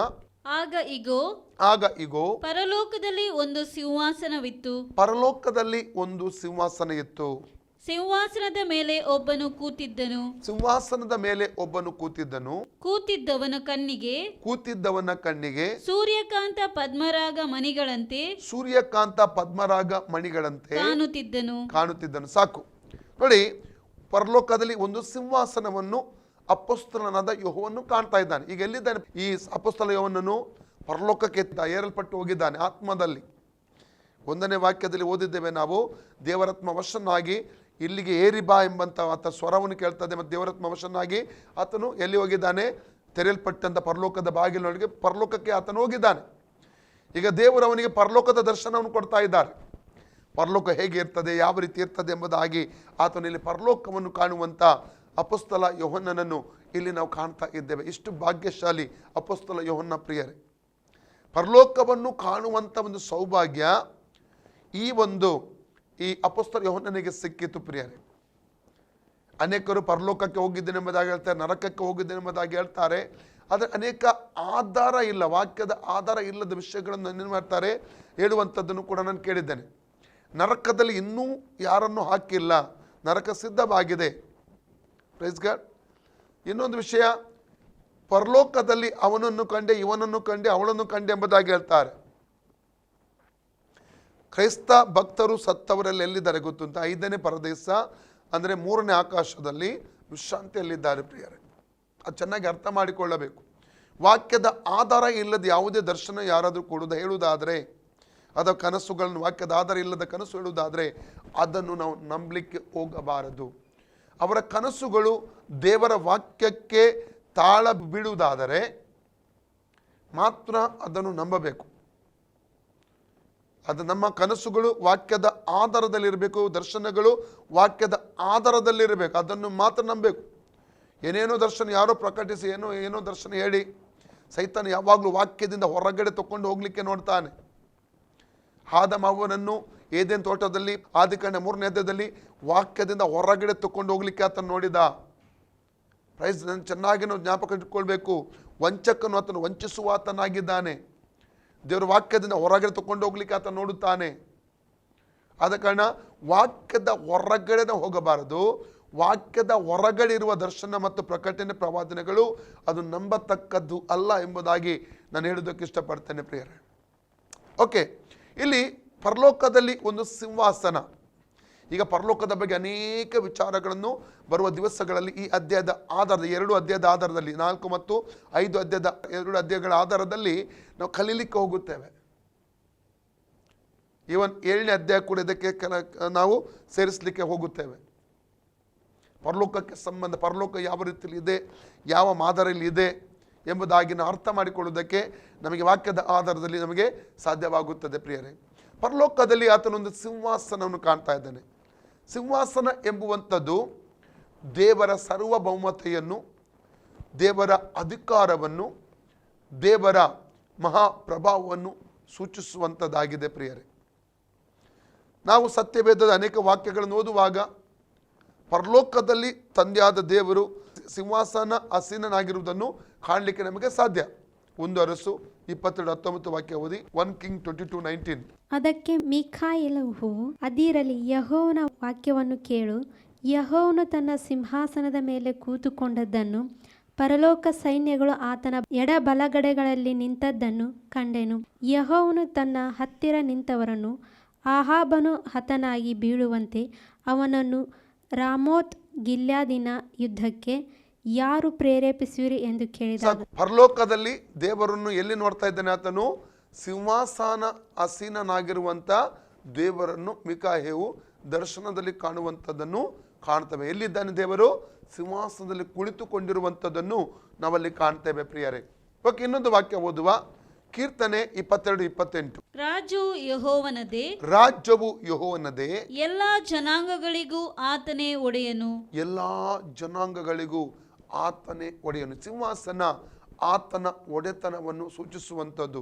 ಇನ್ನೊಂದು ವಾಕ್ಯ ಕೀರ್ತನೆ 47:8, Psalms 47:8. ದೇವರು ಸರ್ವಾಧಿಪತ್ಯವನ್ನು ವಹಿಸಿಕೊಂಡಿದ್ದಾನೆ, ದೇವರು ಸರ್ವಾಧಿಪತ್ಯವನ್ನು ವಹಿಸಿಕೊಂಡಿದ್ದಾನೆ, ತನ್ನ ಪರಿಶುದ್ಧ ಸಿಂಹಾಸನದಲ್ಲಿ ಕೂತಿದ್ದಾನೆ. ತನ್ನ ಪರಿಶುದ್ಧ ಸಿಂಹಾಸನದಲ್ಲಿ ಕೂತಿದ್ದಾನೆ. ಅವನ ಸಿಂಹಾಸನ ಎಂಥ ಸಿಂಹಾಸನವಾಗಿದೆ ಅಂತೆ? ಪರಿಶುದ್ಧ ಸಿಂಹಾಸನ. ಈ ಭೂಲೋಕದಲ್ಲಿ ಎಷ್ಟೋ ಚೇರ್ಗಳಲ್ಲಿ ದೊಡ್ಡ ದೊಡ್ಡ ವ್ಯಕ್ತಿಗಳು ಕೂತ್ಕೊಂಡಿದ್ದಾರೆ. ಲೋಕದ ಅನೇಕ ದೇಶಗಳಲ್ಲಿ ನಾವು ನೋಡ್ತೇವೆ. ಆದರೆ ಆ ಚೇರ್ಗಳೆಲ್ಲ, ಆ ಆಸನಗಳೆಲ್ಲ ಕರಪ್ಟೆಡ್ ಆಗಿರುವೆ. ಎಷ್ಟೋ ದೊಡ್ಡ ದೊಡ್ಡ ಪ್ರೆಸಿಡೆಂಟ್ಗಳು, ಮಂತ್ರಿಗಳು, ಪ್ರಧಾನಮಂತ್ರಿಗಳು, ಮುಖ್ಯಮಂತ್ರಿಗಳು, ಹಲಲಿಯ ಬೇರೆ ಬೇರೆ ದೇಶಗಳಲ್ಲಿ ಹಿಡಿಯಲ್ಪಟ್ಟಿರುವಂಥದ್ದನ್ನು, ಭ್ರಷ್ಟಾಚಾರದಲ್ಲಿ ಸಿಕ್ಕಾಕೊಂಡಿರುವಂಥದ್ದನ್ನು ನಾವು ಕಾಣ್ತೇವೆ ಪ್ರಿಯರೇ. ಆ ದೇವರು ಕೂತ್ಕೊಂಡಿರುವಂಥ ಸಿಂಹಾಸನವು ಅದು ಮಹಾಪರಿಶುದ್ಧವಾದ ಸಿಂಹಾಸನ. ಇನ್ನೊಂದು ವಾಕ್ಯ ಓದಿ, ಆ ಸಿಂಹಾಸನದ ಪ್ರತ್ಯೇಕತೆ ಕೂಡ ನಾವು ನೋಡ್ಲಿಕ್ಕೆ ಹೋಗ್ತೇವೆ. ಅದಕ್ಕಿಂತ ಮುಂಚೆ ಯೆಶಾಯ 6:1 ವಾಕ್ಯ ಕೂಡ ನಾವು ಓದಿಕೊಡುವ. ಐಸಾಯ 6:1 ಪ್ರವಾದಿಯಾದ ಯೆಶಾಯನು ಉಜ್ಜನು ಕಾಲವಾದ ನಂತರ, ಉಜ್ಜನು ಸತ್ತು ಹೋದ ನಂತರ ಒಂದು ದರ್ಶನ ಕಾಣ್ತಾನೆ. ದರ್ಶನದಲ್ಲಿ ಪರಲೋಕದ ದೇವರು ಸಿಂಹಾಸನದಲ್ಲಿ ಕುಳಿತುಕೊಂಡಿರುವಂಥದ್ದು ಕಾಣ್ತಾನೆ. ಓದುವ, ಅರಸರಾದ ಉಜ್ಜಿಯನು ಕಾಲವಾದ ವರುಷದಲ್ಲಿ ಕರ್ತನು ಉನ್ನತೋನ್ನತ ಸಿಂಹಾಸನ ರೂಢನಾಗಿರುವುದನ್ನು ಕಂಡೆನು. ನೋಡಿ, ಉನ್ನತೋನ್ನತ ಸಿಂಹಾಸನದಲ್ಲಿ ಆಸನ ರೂಢನಾಗಿರುವುದನ್ನು ಆತನು ಕಾಣ್ತಾ ಇದ್ದಾನೆಂಬುದಾಗಿ ಇಲ್ಲಿ ನೋಡ್ತೀವಿ. 103 ಕೀರ್ತನೆ 19ನೇ ವಾಕ್ಯ ಕೂಡ ಓದಿ. 103 Psalms verses 19. ಯೆಹೋವನು ಮೇಲನ ಲೋಕದಲ್ಲಿ, ಯೆಹೋವನು ಮೇಲನ ಲೋಕದಲ್ಲಿ ತನ್ನ ಸಿಂಹಾಸನವನ್ನು ಸ್ಥಾಪಿಸಿದ್ದಾನೆ. ತನ್ನ ಸಿಂಹಾಸನವನ್ನು ಸ್ಥಾಪಿಸಿದ್ದಾನೆ. ಆತನು ಸಮಸ್ತವನ್ನು ಆಳುತ್ತಾನೆ. ಆತನು ಸಮಸ್ತವನ್ನು ಆಳುತ್ತಾನೆ. ಪ್ರಿಯರೇ, ಈ ಸಿಂಹಾಸನದ ಪ್ರತ್ಯೇಕತೆ ಈಗಾಗಲೇ ನೋಡಿದ್ದೇವೆ. ಕೀರ್ತನೆ 47:8 ಆತನ ಸಿಂಹಾಸನ ಎಂಥ ಸಿಂಹಾಸನ? ಪರಿಶುದ್ಧವಾದ ಸಿಂಹಾಸನ. ಓದಿ, ಪುನಃ ಬೇಕಾದ್ರೆ ಓದುವ ನಾವು. 47:8 ದೇವರು ಸರ್ವಾಧಿಪತ್ಯವನ್ನು ವಹಿಸಿಕೊಂಡಿದ್ದಾನೆ, ತನ್ನ ಪರಿಶುದ್ಧ ಸಿಂಹಾಸನದಲ್ಲಿ ಕೂತಿದ್ದಾನೆ. ತನ್ನ ಸಿಂಹಾಸನದ ಪರಿಶುದ್ಧ ಸಿಂಹಾಸನ ಎಂಬುದಾಗಿ ನೋಡ್ತೇವೆ. ಕೀರ್ತನೆ 97:1-6 ವಾಕ್ಯ ಓದುವ. ಈ ಸಿಂಹಾಸನ ಅನೇಕ ಪ್ರತ್ಯೇಕತೆಗಳು ಉಂಟು ಸಿಂಹಾಸನಕ್ಕೆ. ಕೀರ್ತನೆ 97:1-6. ಯೆಹೋವನು ರಾಜ್ಯಾಧಿಕಾರವನ್ನು ವಹಿಸಿದ್ದಾನೆ, ಯೆಹೋವನು ರಾಜ್ಯಾಧಿಕಾರವನ್ನು ವಹಿಸಿದ್ದಾನೆ. ಭೂಲೋಕವು ಸಂತೋಷಿಸಲಿ, ಭೂಲೋಕವು ಸಂತೋಷ. ಇದು ಯಾವಾಗ ನೆರವೇರ್ತದೆ ಗೊತ್ತುಂಟಾ? 1000 ವರ್ಷ ಮಿಲೇನಿಯಂನಲ್ಲಿ ನೆರವೇರುವಂತ ವಾಕ್ಯವಾಗಿದೆ. ಓಕೆ, ಮುಂದೆ ಓದಿ. ಸಮುದ್ರದ ತೀರ ಪ್ರದೇಶಗಳೆಲ್ಲ ಹರ್ಷಿಸಲಿ, ಸಮುದ್ರದ ತೀರ ಪ್ರದೇಶಗಳೆಲ್ಲ ಹರ್ಷಿಸಲಿ. ಮುಗಿಲು ಕಾರ್ಗತ್ತಲೆಯು ಆತನ ಸುತ್ತಲೂ ಇರುತ್ತವೆ, ಮುಗಿಲು ಕಾರ್ಗತ್ತಲೆಯು ಆತನ ಸುತ್ತಲೂ ಇರುತ್ತವೆ. ನೀತಿ ನ್ಯಾಯಗಳು ಆತನ ಸಿಂಹಾಸನದ ಅಸ್ತಿವಾರ. ಒಂದನೇದಾಗಿ ಇಲ್ಲಿ ನೋಡಿದ ಕೀರ್ತನೆ 47:8 ಆತನ ಸಿಂಹಾಸನ ಮಹಾಪರಿಶುದ್ಧವಾದ ಸಿಂಹಾಸನ. ಇಲ್ಲಿ ಏನ್ ಹೇಳ್ತದೆ? ನೀತಿಯು, ಓದಿ, ಪುನಃ ಓದಿ. ನೀತಿ ನ್ಯಾಯಗಳು ಆತನ ಸಿಂಹಾಸನದ ಅಸ್ತಿವಾರ. ನೀತಿ ಮತ್ತು ನ್ಯಾಯಗಳು ಆತನ ಸಿಂಹಾಸನದ ಅಸ್ತಿವಾರವಾಗಿದೆ. ಪ್ರಿಯರೇ, ಪ್ರೈಸ್ ಗಾಡ್. ಎಷ್ಟೋ ಸಿಂಹಾಸನಗಳಲ್ಲಿ ಅಸ್ತಿವಾರ ನಾವು ನೋಡಿದ್ರೆ ಹೇಗೆ ಅಸ್ತಿವಾರ ಆಗ್ತಾರೆ? ಒಬ್ಬನನ್ನು ಕೊಂದು ಇನ್ನೊಬ್ಬನು ಅಧಿಕಾರಕ್ಕೆ ಬರುವಂಥದ್ದು. ಹಲ್ಲೆಲೂಯಾ. ಇವನ್ ಹಳೆಯ ಕಾಲದಲ್ಲಿ ಒಬ್ಬ ತಂದೆ ರಾಜನಾಗಿದ್ದರೆ ತಂದೆಯನ್ನು ಕೊಂದು ಮಗ ರಾಜನಾಗ್ತಾ ಇದ್ದಂತೆ. ಎಷ್ಟೋ ವಿಷಯಗಳನ್ನು, ಕಥೆಗಳನ್ನು, ಸ್ಟೋರಿಗಳನ್ನು ಓದಿರ್ಬೋದು ನಾವು. ಅಥವಾ ಬೇರೆ ಯಾರಾದರೂ ಅವನನ್ನು ಕೊಂದು ಆ ಸಿಂಹಾಸನದಲ್ಲಿ ಆಳ್ವಿಕೆ ಮಾಡುವಂಥದ್ದನ್ನು ಕಾಣ್ತೇವೆ. ಅಂದರೆ ಅದರಲ್ಲಿ ನೀತಿ ಇರಲ್ಲ, ಆ ಅಸ್ತಿವಾರದಲ್ಲಿ ನೀತಿ ಇರಲ್ಲ. ಅದು ದೇವರ ಯೇಸು ಕ್ರಿಸ್ತನ ಸಿಂಹಾಸನವು ಅದು ನೀತಿ ಮತ್ತು ನ್ಯಾಯದಿಂದ ಕೂಡಿದಂಥ ಸಿಂಹಾಸನ ಎಂಬುದಾಗಿ ನಾವು ನೋಡ್ತೇವೆ. ಪ್ರಿಯರೇ, ಓಕೆ, ಇನ್ನೊಂದು ವಾಕ್ಯ ಓದಿಕೊಳ್ಳೋಣ. ಪ್ರಕಟಣೆ 21:5, ರೆವಲ್ಯೂಷನ್ 21:5. ಆಗ ಸಿಂಹಾಸನದ ಮೇಲೆ ಕೂತಿದ್ದವನು, ಆಗ ಸಿಂಹಾಸನದ ಮೇಲೆ ಕೂತಿದ್ದವನು, ಇಗೋ ಎಲ್ಲವನ್ನು ಹೊಸತು ಮಾಡುತ್ತೇನೆ ಅಂದನು. ಎಲ್ಲವನ್ನು ಹೊಸದು ಮಾಡ್ತಾನೆ ಅಂದನು. ಮತ್ತು ಒಬ್ಬನು ನನಗೆ, ಇದನ್ನು ಬರೆ, ಈ ಮಾತುಗಳು ನಂಬತಕ್ಕವುಗಳು ಸತ್ಯವಾದವುಗಳು ಆಗಿವೆ ಎಂದು ಹೇಳಿದನು. ಎಲ್ಲವನ್ನು ಹೊಸ ಅಂದ್ರೆ ಆ ಸರ್ವ ಅಧಿಕಾರ ಉಳ್ಳ ದೇವರು, ನಮ್ಮ ದೇವರು ಎಂಥ ಸಿಂಹಾಸನ ಕೂತ್ಕೊಳ್ಳುತ್ತೆ? ಸರ್ವ ಅಧಿಕಾರ. ಭೂಮಿ, ಪರಲೋಕ, ಪಾತಾಳಲೋಕ, ಎಲ್ಲ ಲೋಕದಲ್ಲಿಯೂ ಅಧಿಕಾರವುಳ್ಳ ದೇವರು ನಮ್ಮ ದೇವರು. ಆತನೇನು ಹೇಳ್ತಿದ್ದಾನೆ? ಎಲ್ಲವನ್ನು ಹೊಸದು ಮಾಡುತ್ತೆ. ಆತನಿಗೆ ಮಾತ್ರ ಹೊಸತನ್ನು ಮಾಡಲಿಕ್ಕೆ ಸಾಧ್ಯ. ಆತನಿಗೆ ಮಾತ್ರ ಹೊಸ ಭೂಮಿ, ಹೊಸ ಆಕಾಶ ಉಂಟು ಮಾಡಲಿಕ್ಕೆ ಸಾಧ್ಯ. ನಮ್ಮ ಜೀವಿತದಲ್ಲಿ ಹೊಸತನ್ನು ಮಾಡಲಿಕ್ಕೆ ಆತನಿಗೆ ಸಾಧ್ಯ. ಕಾರಣ ಏನಂದರೆ ಅಂಥ ಒಂದು ಸಿಂಹಾಸನದಲ್ಲಿ ಆತನು ಕೂತ್ಕೊಂಡಿದ್ದಾನೆ. ಸರ್ವಾಧಿಪತಿ ಆಗಿದ್ದಾನೆ. ಆತ ಏಕಾಧಿಪತಿಯು ಸರ್ವಾಧಿಪತಿಯೂ ಆದಂಥ ದೇವರು ನಾನು ಮತ್ತು ನೀವು ಆರಾಧಿಸುವಂಥ ದೇವರಾಗಿದ್ದಾನೆ. ಪ್ರಿಯರೇ, ಹಾಗಾದರೆ ಈ ಸಿಂಹಾಸನದ ಕುರಿತು ಕೆಲವೊಂದು ವಿಚಾರಗಳನ್ನು ನಾವೀಗ ಕಲಿತಿದ್ದೇವೆ. ಆ ಸಿಂಹಾಸನದಲ್ಲಿ ಕೂತಂತ ಒಬ್ಬನಿದ್ದಾನೆ. ಹೌದಾ? ಏನು ಹೇಳ್ತದೆ ವಾಕ್ಯ ಹೇಳಿ, ಓದಿ. 2ನೇ ವಾಕ್ಯ, ಪ್ರಕಟಣೆ 4:2. ಆಗ ಇಗೋ ಪರಲೋಕದಲ್ಲಿ ಒಂದು ಸಿಂಹಾಸನವಿತ್ತು, ಒಂದು ಸಿಂಹಾಸನ ಇತ್ತು, ಸಿಂಹಾಸನದ ಮೇಲೆ ಒಬ್ಬನು ಇನ್ನೊಂದು ಕೂತಿದ್ದನು. ವಿಷಯ ಹೇಳ್ತೇನೆ. ಸಿಂಹಾಸನದಲ್ಲಿ ಯಾರು ಕೂತ್ಕೊಂಡಿದ್ದಾರೆ? ಓಕೆ, ಒಂದು ಓದಿ. ಬಲಗಡೆಯಲ್ಲಿ ಯಾರು ಕೂತ್ಕೊಂಡಿದ್ದಾರೆ? ಹಿಬ್ರಿಯ 8:1, ಇಬ್ರು 8:1. ನಾವೀಗ ಹೇಳುವ ಸಂಗತಿಗಳಲ್ಲಿ ಮುಖ್ಯವಾದ ಮಾತೇನೆಂದರೆ, ಪರಲೋಕದೊಳಗೆ ಮಹತ್ವವುಳ್ಳ ದೇವರ ಸಿಂಹಾಸನದ ಬಲಗಡೆಯಲ್ಲಿ ಆಸನರೂಢನಾದಂತ ಮಹಾಯಾಜಕನು ನಮಗಿದ್ದಾನೆ. Praise God. ಕರ್ತನ ಯೇಸು ಎಲ್ಲಿ ಕೂತ್ಕೊಂಡಿದ್ದಾನೆ? ತಂದೆಯಾದ ದೇವರ ಬಲಗಡೆಯಲ್ಲಿ ಪರಲೋಕ ಸಿಂಹಾಸನದಲ್ಲಿ ಆತನು ಕೂತ್ಕೊಂಡಿದ್ದಾನೆ ಎಂಬುದಾಗಿ ವಾಕ್ಯ ನಮಗೆ ಹೇಳುತ್ತದೆ ಪ್ರಿಯ. Mark 16:19, mark 16:19. ಯೇಸು ಸ್ವಾಮಿಯು ಅವರ ಕೂಡ ಮಾತಾಡಿದ ಮೇಲೆ ಆಕಾಶಕ್ಕೆ ಒಯ್ಯಲ್ಪಟ್ಟು ದೇವರ ಬಲಗಡೆಯಲ್ಲಿ ಆಸನರೂಢನಾದನು. ದೇವರ ಬಲಗಡೆಯಲ್ಲಿ ಆಸನರೂಢನಾದನು. ಹಾಗಾದ್ರೆ ಆ ಸಿಂಹಾಸನದಲ್ಲಿ ತಂದೆಯಾದ ದೇವರು ಮಾತ್ರ ಇರುವುದಲ್ಲ, ಬಲಗಡೆಯಲ್ಲಿ ಯಾರಿದ್ದಾರೆ? ಕರ್ತನಾದ ಯೇಸು ಸ್ವಾಮಿಯಲ್ಲಿ ಕೂತ್ಕೊಂಡಿದ್ದಾನೆ ಪ್ರಿಯರೇ. ನಾನು ಮತ್ತು ನೀವು ಅಲ್ಲಿದ್ದೇವಾ ಆ ಸಿಂಹಾಸನದಲ್ಲಿ? ಪ್ರಕಟಣೆ 3:21 ಓದಿ. ರೆವಲ್ಯೂಷನ್ 3:21. ನಾನು ಜಯ ಹೊಂದಿ ನನ್ನ ತಂದೆಯೊಡನೆ. ಇದು ಯಾರು ಹೇಳುವುದು? ಕರ್ತನಾದ ಯೇಸು ಸ್ವಾಮಿ ಹೇಳ್ತಾ ಇದ್ದಾನೆ. ನಾನು ಜಯ ಹೊಂದಿ ನನ್ನ ತಂದೆಯೊಡನೆ ಸಿಂಹಾಸನದಲ್ಲಿ ಕೂತುಕೊಂಡೆನು. ಹಾಗೆಯೇ ಜಯ ಹೊಂದುವವನನ್ನು ನನ್ನೊಡನೆ ಸಿಂಹಾಸನದಲ್ಲಿ ಕೂತುಕೊಳ್ಳುವಂತೆ ಮಾಡುವೆನು. ಯಾರನ್ನು ಕೂತ್ಕೊಳ್ಳುವಂತೆ ಮಾಡ್ತಾ? ಎಲ್ಲರನ್ನಲ್ಲ, ಜಯ ಹೊಂದುವವನಿಗೆ ಮಾತ್ರ ಪ್ರಿಯರೇ.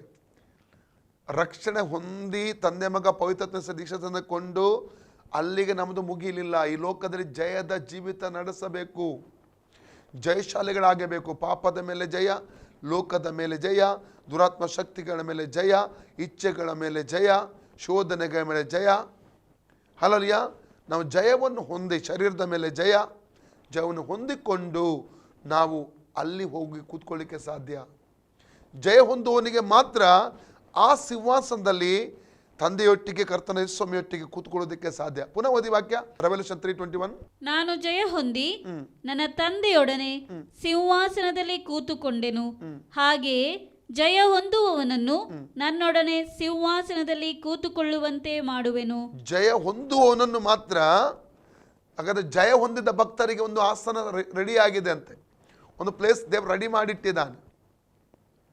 ಆ ಪ್ಲೇಸ್ಗೆ ಹೋಗಬೇಕಾದ್ರೆ ಈ ಭೂಮಿಯಲ್ಲಿ ಜಯಿಸಬೇಕು, ಶೋಧನೆ ಜಯಿಸಬೇಕು, ಹಿಂಸೆ ಜಯಿಸಬೇಕು, ಪಾಪ ಜಯಿಸಬೇಕು, ಶರೀರ ಜಯಿಸಬೇಕು, ಲೋಕವನ್ನು ಜಯಿಸಬೇಕು, ಇಚ್ಛೆಗಳನ್ನು ಜಯಿಸಬೇಕು. ಹಲ್ಲೆಲೂಯ. ಜಯಿಸಿ ಹೋಗುವಂಥ ಭಕ್ತರಿಗೆ ಒಂದು ಪ್ಲೇಸ್ ರೆಡಿ ಆಗಿದೆ.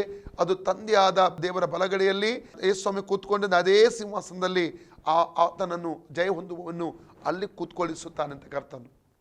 ಆತ್ಮಿಕ ಮಂಡಲದಲ್ಲಿ ನಾವು ಅಲ್ಲಿದ್ದೇವಾ? ಎಫೆಸ ಪತ್ರಿಕೆ 1ನೇ ಅಧ್ಯಾಯ 20-21 ವಾಕ್ಯ ಓದಿ. Book of Ephesians chapter 1:20-21. ಆತನ ಬಲಾತಿಶಯವು ಎಷ್ಟು ಮಹತ್ತಾದೆಂಬುದು ಕ್ರಿಸ್ತನಲ್ಲಿ ತೋರಿ ಬಂದಿದೆ. ಹೇಗೆಂದರೆ ಆತನು ಸತ್ತಿದ್ದ ಕ್ರಿಸ್ತನನ್ನು ಬದುಕಿಸಿ ಪರಲೋಕದೊಳಗೆ ಸಕಲ ರಾಜ್ಯತ್ವ ಅಧಿಕಾರ ಮಹತ್ವ ಪ್ರಭುತ್ವಾದಿಗಳ ಮೇಲೆಯೂ ಈ ಲೋಕದಲ್ಲಿ ಮಾತ್ರವಲ್ಲದೆ ಬರುವ ಲೋಕದಲ್ಲಿ ಸಹ ಹೆಸರುಗೊಂಡವರೆಲ್ಲರ ಮೇಲೆಯೂ ತನ್ನ ಬಲಗಡೆಯಲ್ಲಿ ಕೂಡಿಸಿಕೊಂಡನು. ಯೇಸುವನ್ನು ಕೂಡಿಸಿಕೊಂಡನು. ಯೇಸು ಯಾರಾಗಿದ್ದಾನೆ? ಶಿರಸ್ಸು. ಯಾರ ಶಿರಸ್ಸು? ಸಭೆಯ ಶಿರಸ್ಸು. ಸಭೆ ಏನಾಗಿದೆ? ಕ್ರಿಸ್ತನ ದೇಹವಾಗಿದೆ.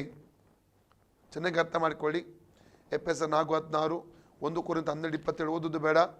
ಎಫೆಸ 5:30 ಅನೇಕ ವಾಕ್ಯಗಳನ್ನು ಓದಬಹುದು.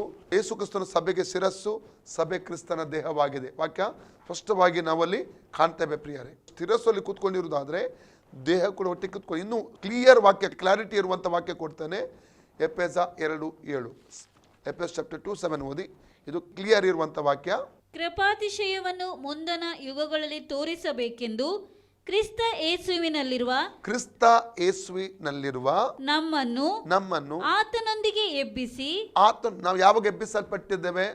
ಯಾವ ದಿವಸ ರಕ್ಷಣೆ ಹೊಂದಿ ತಂದೆ ಮಗ ಪವಿತ್ರ ನೀರಲ್ಲಿ ಮುಳುಗಿ ತೆಗೆದುಕೊಂಡಿದ್ದೆವೋ ಆ ದಿವಸ ನಾವು ಆತ್ಮಿಕ ಮರಣದಿಂದ ಎಬ್ಬಿಸಲ್ಪಟ್ಟಿದ್ದೇವೆ. ಕ್ರಿಸ್ತನೊಂದಿಗೆ ನಾವು ಎಬ್ಬಿಸಲ್ಪಟ್ಟಿದ್ದೇವೆ. Praise God. ಮರಣದಿಂದ ಎದ್ದಿದ್ದೇವೆ ಅಲ್ಲ. ಅಲ್ಲಿ ಬರೆದಿಟ್ಟು 1 ಪೀಟರ್ 1:3-4 ಅನೇಕ ಸಲ ಈ ವಾಕ್ಯವನ್ನು ಕೂಡ ನಮ್ಮ ಅಧ್ಯಯನದಲ್ಲಿ ಓದಿದ್ದೇವೆ ನಾವು. ಪುನಃ ಓದುವ. 1 ಪೇತ್ರ 1:3-4. ನಮ್ಮ ಕರ್ತನಾದ ಯೇಸು ಕ್ರಿಸ್ತನ ತಂದೆಯು, ನಮ್ಮ ಕರ್ತನಾದ ಯೇಸು ಕ್ರಿಸ್ತನ ತಂದೆಯು, ದೇವರು ಆಗಿರುವಾತನಿಗೆ ಸ್ತೋತ್ರವಾಗಲಿ. ದೇವರು ಆಗಿರುವಾತನಿಗೆ ಸ್ತೋತ್ರವಾಗಲಿ. ಆತನು ಯೇಸು ಕ್ರಿಸ್ತನನ್ನು ಸತ್ತವರೊಳಗಿಂದ ಎಬ್ಬಿಸಿದ್ದರಲ್ಲಿ ತನ್ನ ಮಹಾ ಕರುಣಾನುಸಾರವಾಗಿ ನಮ್ಮನ್ನು ತಿರುಗಿ ಜೀವಿಸುವಂತೆ ಮಾಡಿ, ನಮ್ಮನ್ನು ಏನ್ ಮಾಡಿದ? ತಿರುಗಿ ಜೀವಿಸುವಂತೆ ಮಾಡಿದ್ದ.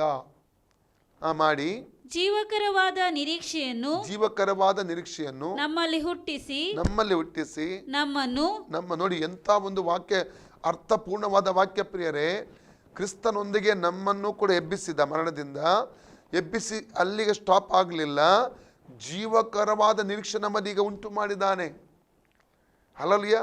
ಪುನರುತ್ಥಾನದ ನಿರೀಕ್ಷೆ, ಆತನ ಬರೋಣದ ನಿರೀಕ್ಷೆ, ಎತ್ತಲ್ಪಡುವಿಕೆಯ ನಿರೀಕ್ಷೆ, ನಿತ್ಯತ್ವದ ನಿರೀಕ್ಷೆ, ನಮ್ಮಲ್ಲಿ ಅನೇಕ ನಿರೀಕ್ಷೆಗಳನ್ನು ಉಂಟು ಮಾಡಿ ಜೀವಕರ, ಇದಕ್ಕೇನು ಹೇಳ್ತಾರೆ? ಜೀವಕರವಾದ ನಿರೀಕ್ಷೆ ಉಂಟು ಮಾಡಿ ನಿರೀಕ್ಷೆಯನ್ನು ನಮ್ಮಲ್ಲಿ ಹುಟ್ಟಿಸಿ ನಮ್ಮನ್ನು ಲಯ ಕಳಂಕ ಕ್ಷಯಗಳಿಲ್ಲದ ಬಾಧ್ಯತೆಯನ್ನು ಎದುರು ನೋಡುವವರನ್ನಾಗಿ ಮಾಡಿದನು. ಆ ಬಾಧ್ಯತೆಯು ನಿಮಗೋಸ್ಕರ ಪರಲೋಕದಲ್ಲಿ ಇಟ್ಟಿರುವುದು. ಈಗ ಎಫೆಸಕ್ಕೆ ತಿರುಗಿ ಬರೋ 2ನೇ ಅಧ್ಯಾಯಕ್ಕೆ 1ನೇ ವಾಕ್ಯ ಹೇಳ್ತದೆ, ಪಾಪ ಮತ್ತು ಅಪರಾಧಗಳ ದೆಸೆಯಿಂದ ಸತ್ತವಾದ ನಿಮ್ಮನ್ನು ಆತನು ಬದುಕಿಸಿದನು. ಸಿಕ್ಕಿದ್ರೆ ಓದಿ. ಆತನು ಅಪರಾಧಗಳ ಮತ್ತು ಪಾಪಗಳ ದೆಸೆಯಿಂದ ಸತ್ತವರಾಗಿದ್ದ ನಿಮ್ಮನ್ನು ಸಹ ಬದುಕಿಸಿದನು. ಆತ್ಮ ನಮ್ಮ ಸತ್ತು ಹೋಗಿತ್ತು, ನಾವು ಸತ್ತು ಹೋಗಿದ್ದೆವು. Praise God. ದೇವರಿಗೆ ಸ್ತೋತ್ರ. ರಕ್ಷಣೆ ಹೊಂದಿದಾಗ ಜೀವ ಬಂತು, ಆತನ ಜೀವ ನಮ್ಮಲ್ಲಿ ಬಂತು, ಆತ್ಮ ಜೀವಿಸಲಿಕ್ಕೆ ಸ್ಟಾರ್ಟ್ ಮಾಡಿತ್ತು, ಅದೇ ಎಬ್ಬಿಸಲ್ಪಟ್ಟಿದೆ. ಪುನಃ ಬನ್ನಿ ಎಫೆಸ 2:7, ಎಫೆಸ 2:7. ಕ್ರಿಸ್ತ ಯೇಸುವಿನಲ್ಲಿರುವ ನಮ್ಮನ್ನು ಆತನೊಂದಿಗೆ ಎಬ್ಬಿಸಿ ಪರಲೋಕದಲ್ಲಿ ಆತನೊಂದಿಗೆ ಕೂಡಿಸಿದ್ದಾನೆ. ಹಾಗಾದ್ರೆ ಆ ಸಿಂಹಾಸನದ ಪ್ರತ್ಯೇಕತೆ ಏನು? ಪರಿಶುದ್ಧವಾದ ಸಿಂಹಾಸನ, ನೀತಿ ನ್ಯಾಯಗಳಾದ ಅಸ್ತಿವಾರ, ಸಕಲ ಅಧಿಕಾರ ಉಳ್ಳವನು ದೇವರು ಆ ಒಂದು ಕೂತ್ಕೊಂಡಿದ್ದಾನೆ. ಅದು ಮಾತ್ರವಲ್ಲದೆ ಎಲ್ಲವನ್ನು ಹೊಸತು ಮಾಡ್ತಾನೆಂಬುದಾಗಿ ಆತನು ಹೇಳ್ತಾ ಇದ್ದಾನೆ. ಆ ಸಿಂಹಾಸನದ ಬಲಗಡೆಯಲ್ಲಿ ಯಾರು ಕೂತ್ಕೊಂಡಿದ್ದಾನೆ? ಸಿಂಹಾಸನದಲ್ಲಿ ಬಲಗಡೆಯಲ್ಲಿ ಕರ್ತನ ಯೇಸುಸ್ವಾಮಿ ಕೂತ್ಕೊಂಡಿದ್ದಾನೆ. ಪ್ರಕಟಣೆ 3:21 ಪ್ರಕಾರ ಜಯ ಹೊಂದುವಂಥ ಕ್ರೈಸ್ತ ವಿಶ್ವಾಸಿ ಆ ಸ್ಥಳದಲ್ಲಿ ಆತನು ಸ್ಥಾನ ಪಡ್ಕೊಳ್ತಾನೆಂಬುದಾಗಿ ವಾಕ್ಯದಲ್ಲಿ ಓದ್ತೇವೆ.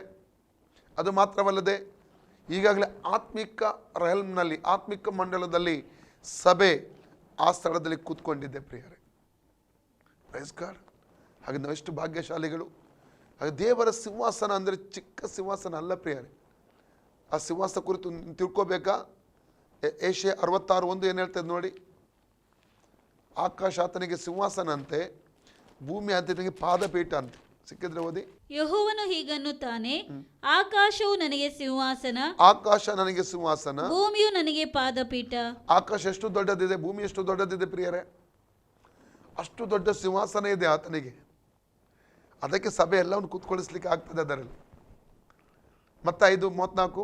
ಆದರೆ ನಾನು ನಿಮಗೆ ಹೇಳುವುದೇನೆಂದರೆ, ಆನೆಯನ್ನು ಇಡಬೇಡ, ಆಕಾಶದ ಮೇಲೆ ಆನೆ ಇಡಬೇಡ, ಅದು ದೇವರ ಸಿಂಹಾಸನವು. ಆಕಾಶ ಏನಾಗಿದೆ? ಆತನ ಸಿಂಹಾಸನ. ಭೂಮಿಯ ಮೇಲೆ ಆನೆ ಇಡಬೇಡ, ಅದು ಆತನ ಪಾದಪೀಠವು. ಆಕಾಶ ದೇವರ ಸಿಂಹಾಸನ. ಅಷ್ಟು ದೊಡ್ಡ ಸಿಂಹಾಸನ ನಾನು ಮತ್ತು ನೀವು ಆರಾಧಿಸುವಂತ ದೇವರಿಗಿದೆ ಪ್ರಿಯರೇ. ಹಲ್ಲೆಲೂಯಾ. ಅಷ್ಟು ಭಾಗ್ಯಶಾಲಿಗಳು ಗೊತ್ತುಂಟು. ಆ ಸ್ಥಳದಲ್ಲಿ ನಮಗೊಂದು ಸ್ಥಳ ಇದೆ, ಆ ಸಿಂಹಾಸನದಲ್ಲಿ ಕೂತುಗಳಿಗೆ ಆತನ ಜೊತೆಯಲ್ಲಿ. ಕೃಪೆಯಿಂದ ಆ ಒಂದು ಅವಕಾಶ ನಮಗೆ ಕೊಟ್ಟಿದ್ದಾನೆ ಪ್ರಿಯರೇ. ಹಲ್ಲೆಲೂಯಾ. ಓಕೆ, ನಾವು ಮುಂದಕ್ಕೆ ಹೋಗುವ. ಪರಲೋಕದಲ್ಲಿ ಒಂದು ಸಿಂಹಾಸನವನ್ನು ಅಪೊಸ್ತಲ ಯೋಹನ್ನನು ದರ್ಶನದಲ್ಲಿ ಕಾಣ್ತಾನೆ.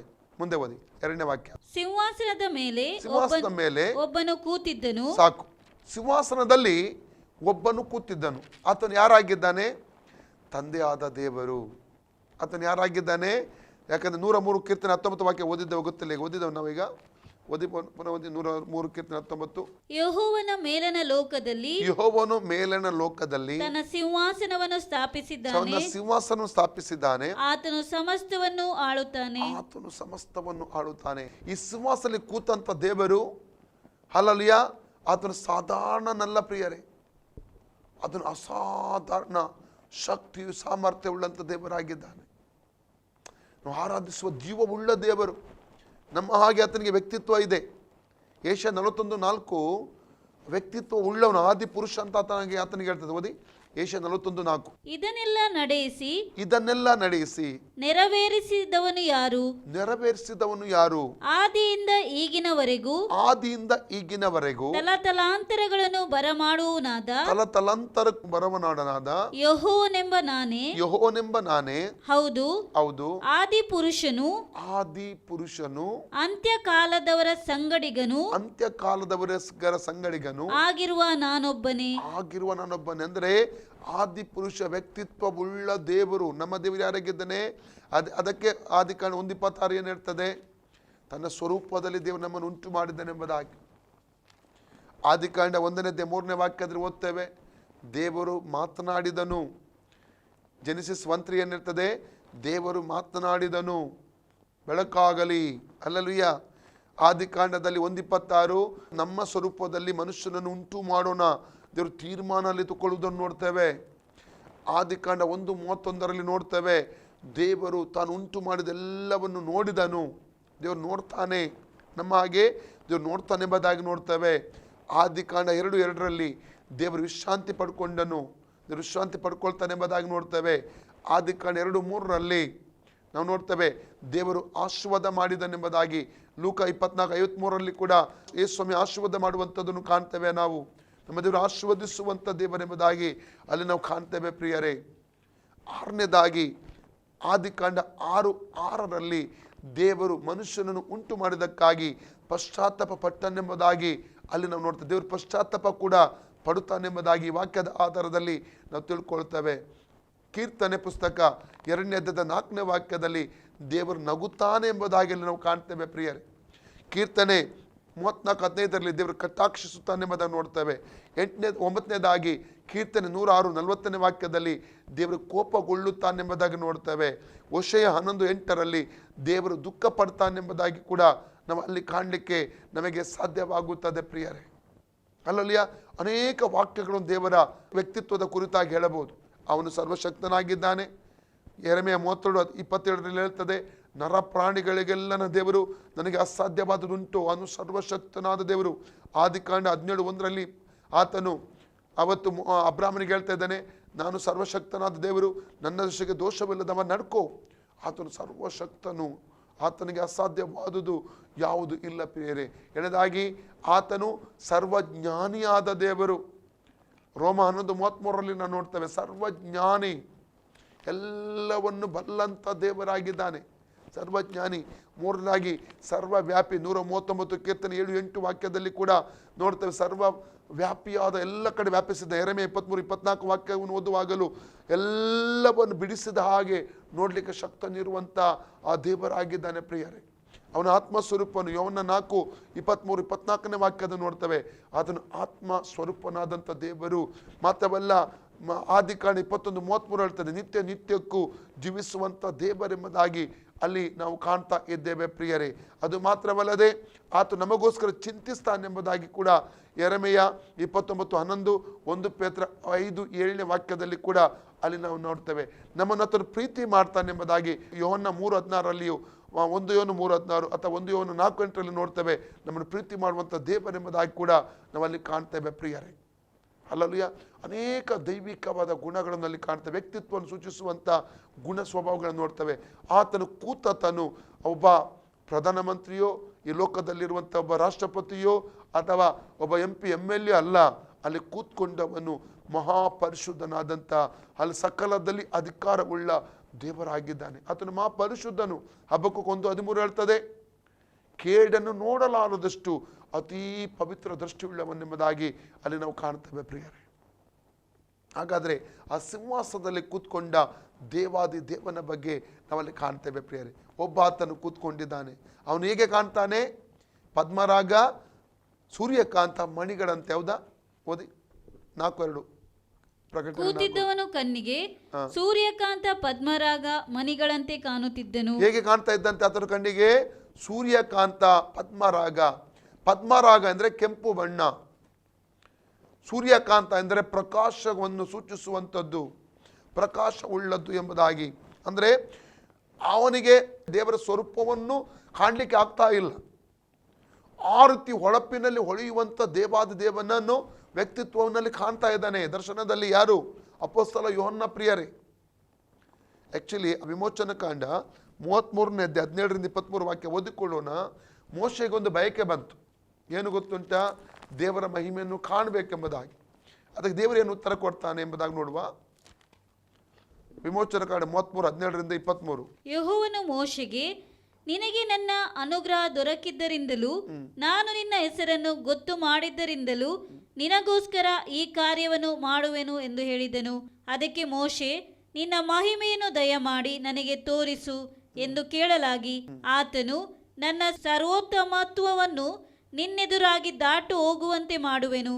ಯೆಹೋವನ ನಾಮದ ಮಹತ್ವವನ್ನು ನಿನ್ನೆದುರಾಗಿ ಪ್ರಕಟಿಸುವೆನು.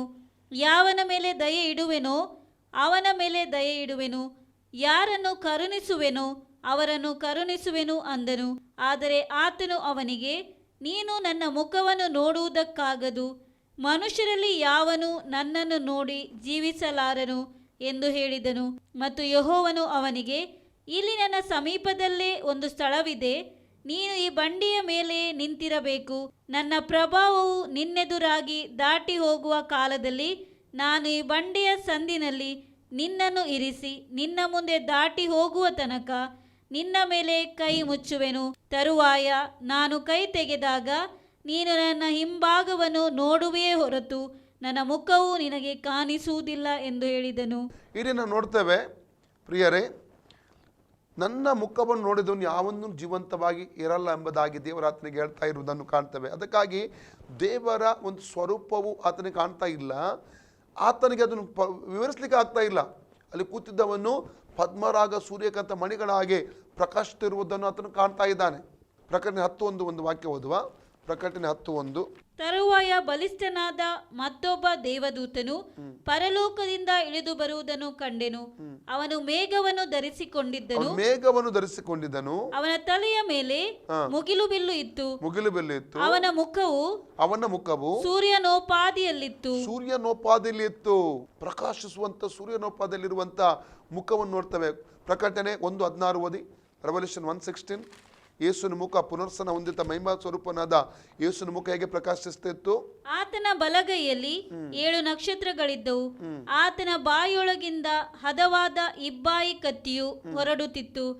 ಆತನ ಮುಖವು ಮಧ್ಯಾಹ್ನದಲ್ಲಿ ಪ್ರಕಾಶಿಸುವ ಸೂರ್ಯನಂತಿತ್ತು. ಎಜೆಕಿಯೇಲ್ 1:22 ಓದಿ. ಎಜೆಕಿಯೇಲ್ 1:22. ಭೀಕರವಾದ ಮಂಜುಗಡ್ಡೆಯಂತೆ ತಳತಳಿಸುವ ಒಂದು ತರದ ನೆಲಗಟ್ಟು ಆ ಜೀವಿಗಳ ತಲೆಯ ಮೇಲ್ಗಡೆ ಹಾಕಿತ್ತು. Amen, praise God. ಅಲ್ಲಿ ವಿವರಣೆ ಕೊಡ್ಲಿಕ್ಕೆ ಆತನಿಗೆ ಸಾಧ್ಯವಾಗದ ಒಂದು ಪರಿಸ್ಥಿತಿ ನಾವು ಅಲ್ಲಿ ಕಾಣಲಿಕ್ಕೆ ನಮಗೆ ಸಾಧ್ಯವಾಗುತ್ತದೆ. ನಾವು ಲೂಕನ ಸುವಾರ್ತೆ 9:28 ವಾಕ್ಯದಿಂದಲೂ ಓದುವಾಗ 28-29 ಪ್ರಾರ್ಥಿಸುವಾಗ ಯೇಸು ಸ್ವಾಮಿ ಆತನ ಮುಖವು ರೂಪಾಂತರವಾಯಿತು. ಅಲ್ಲಿ ಒಂದು ರೂಪಾಂತರ ಅಂತಾನೆ. ಎಲಿಯ ಮತ್ತು ಮೋಶೆ ಅಲ್ಲಿ ಬರ್ತಾರೆ. ಬೆಳ್ಳಗೆ ಆತನ ವಾಕ್ಯ ಓದಿ. ಯೇಸು ಈ ಮಾತುಗಳನ್ನು ಹೇಳಿ ಸುಮಾರು 8 ದಿವಸಗಳಾದ ಮೇಲೆ ಪೇತ್ರ, ಯೋಹಾನ, ಯಾಕೋಬರನ್ನು ಕರಕೊಂಡು ಪ್ರಾರ್ಥನೆ ಮಾಡುವುದಕ್ಕೆ ಬೆಟ್ಟವನ್ನು ಹತ್ತಿದನು. ಆತನು ಪ್ರಾರ್ಥನೆ ಮಾಡುತ್ತಿರಲಾಗಿ ಆತನ ಮುಖಭಾವವು ಬೇರೆಯಾಯಿತು. ಆತನ ಉಡುಪು ಬೆಳ್ಳಗಾಗಿ ಆತನ ಮುಖ ಬೇರೆಯಾಯಿತು, ಪ್ರಕಾಶಿಸುತ್ತೆ ಎಂಬುದಾಗಿ ನೋಡ್ತೇವೆ. ಆತನು ಯಾರಾಗಿದ್ದಾನೆ? ಹಲ್ಲೆಲೂಯಾ. ಆತನು ಸೂರ್ಯನಿಗಿಂತಲೂ ಪ್ರಕಾಶ ಉಳ್ಳವನು ಪ್ರಿಯರೇ. ಸೂರ್ಯನನ್ನು ಉಂಟು ಮಾಡಿದ ದೇವರಾಗಿದ್ದಾನೆ ಪ್ರಿಯರೇ. ಮಾರ್ಕ 9:1 ವಾಕ್ಯದಿಂದಲೂ ಲೂಕ 17:1-4 ವಾಕ್ಯದಲ್ಲೂ ಇದೇ ವಾಕ್ಯಗಳಲ್ಲಿ ಕಾಣ್ತೇವೆ. ಯೇಸು ಕ್ರಿಸ್ತನ ಒಂದು ರೂಪಾಂತರವನ್ನು ಹೊಂದಿದಾಗ ಆತನ ಮುಖ ಯಾವ ರೀತಿಯಲ್ಲಿ ಪ್ರಾರ್ಥನೆ ಮಾಡು ಪ್ರಕಾಶ ಹೊಂದಿತ್ತು ಎಂಬುದಾಗಿ ಅಲ್ಲಿ ನಾವು ಕಾಣಲಿಕ್ಕೆ ನಮಗೆ ಸಾಧ್ಯವಾಗುತ್ತದೆ ಪ್ರಿಯರೇ. ಹಾಗಾದರೆ ಇಲ್ಲಿ ನಾವು ಕಾಣುತ್ತಾ ಇರುವಂಥದ್ದು ಅಪೊಸ್ತಲ ಯೋಹಾನನು ಆತನು ಕಾಣುವಾಗ, ಸಿಂಹಾಸನದಲ್ಲಿ ಕೂತ್ಕೊಂಡಂಥ ದೇವರನ್ನು ಕಾಣುವಾಗ ಆತನು ಹೇಗೆ ಕಾಣ್ತಾ ಇದ್ದಾನೆ? ಸೂರ್ಯಕಾಂತ ಪದ್ಮರಾಗ ಮಣಿಗಳಂತೆ ಆತನು ಪ್ರಕಾಶಿಸುವಂಥದ್ದನ್ನು ಆತನು ಕಾಣ್ತಾ ಇದ್ದಾನೆ ಪ್ರಿಯರೇ. ಓಕೆ, ಅದೇ 2ನೇ ವಾಕ್ಯದಲ್ಲಿ ಅವನು ಹೇಗಿದ್ದವನು. ಓಕೆ, ಮುಂದೆ ಓದಿ. ಕೂತಿದ್ದವನ ಕಣ್ಣಿಗೆ ಸೂರ್ಯಕಾಂತ ಪದ್ಮರಾಗ ಮಣಿಗಳಂತೆ ಕಾಣುತ್ತಿದ್ದನು. ಸಿಂಹಾಸನದ ಸುತ್ತಲೂ ಓಕೆ, ಇದು 1ನೇ ವಿಷಯ ಮುಗೀತು. ಸಿಂಹಾಸನಕ್ಕೆ ಸಂಬಂಧವಾದ ದೇವರಿಗೆ ಸಂಬಂಧವಾದ ಒಂದು ವಿಷಯ ಇಲ್ಲಿ ಮುಗೀತು. ಎರಡನೇ ವಿಷಯ, ಈಗ 7 ವಿಷಯಗಳು ಇದನ್ನು ಧ್ಯಾನಿಸ್ತೇವೆ ನಾವು. ಎರಡನೇ ವಿಷಯ, ಮುಂದೆ ಬನ್ನಿ. ಸಿಂಹಾಸನದ ಸುತ್ತಲೂ ಪಚ್ಚೆಯಂತೆ ತೋರುತ್ತಿದ್ದ ಮುಗಿಲು ಬಿಲ್ಲು ಇತ್ತು. ಮುಗಿಲು ಬಿಲ್ಲು ದೇವರ ಕರುಣೆಯ ಗುರುತಾಗಿದೆ. ಎರಡನೇದಾಗಿ ಮುಗಿಲು ಬಿಲ್ಲು ದೇವರ ಒಡಂಬಡಿಕೆಯ ಗುರುತಾಗಿದೆ. ಮೂರನೇದಾಗಿ ಮುಗಿಲು ಬಿಲ್ಲು ದೇವರ ಕೃಪೆಯ ಗುರುತಾಗಿದೆ. ನಾವು ಆದಿಕಾಂಡ 9ನೇ ಅಧ್ಯಾಯ 8ನೇ ವಾಕ್ಯದಿಂದ 17 ವಾಕ್ಯದವರೆಗೆ ಅಲ್ಲಿ ಏನು ಕಾಣ್ತೇವೆ ಅಂದರೆ ನಾವು ಅಂದರೆ ಈ ನೋಹನ ಜಲಪ್ರಳಯ ಮುಗಿದ ನಂತರದ ಒಂದು ಸಮಯದಲ್ಲಿ ದೇವರು ತುಂಬ ಬೇಸರಗೊಳ್ತಾ ಇದ್ದಾನೆ. ಒಂದು ಒಡಂಬಡಿಕೆ ಮಾಡಿಕೊಳ್ತಾ ಇದ್ದಾನೆ. ಯಾರೊಟ್ಟಿಗೆ? ನೋಹನೊಟ್ಟಿಗೆ ಮತ್ತು ನೋಹನ ಮೂಲಕವಾಗಿ ಮನುಷ್ಯ ಜಾತಿಯೊಟ್ಟಿಗೆ ಒಂದು ಒಡಂಬಡಿಕೆ ಮಾಡಿಕೊಳ್ತಾನೆ.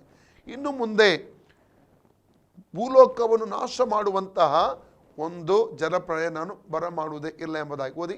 ಇದಲ್ಲದೆ ದೇವರು ನೋಹನಿಗೂ ಅವನ ಮಕ್ಕಳಿಗೂ, ಕೇಳಿರಿ, ನಾನು ನಿಮ್ಮನ್ನು ನಿಮ್ಮ ಸಂತತಿಯವರನ್ನು ನಿಮ್ಮ ಕೂಡ ನಾವೆಯಿಂದ ಹೊರಟು ಬಂದ ಪಶು ಪಕ್ಷಿ ಮೃಗಾದಿ ಸಕಲ ಭೂಜಂತುಗಳನ್ನು ಕುರಿತು ಸ್ಥಿರ ಪ್ರತಿಜ್ಞೆ ಮಾಡುತ್ತೇನೆ.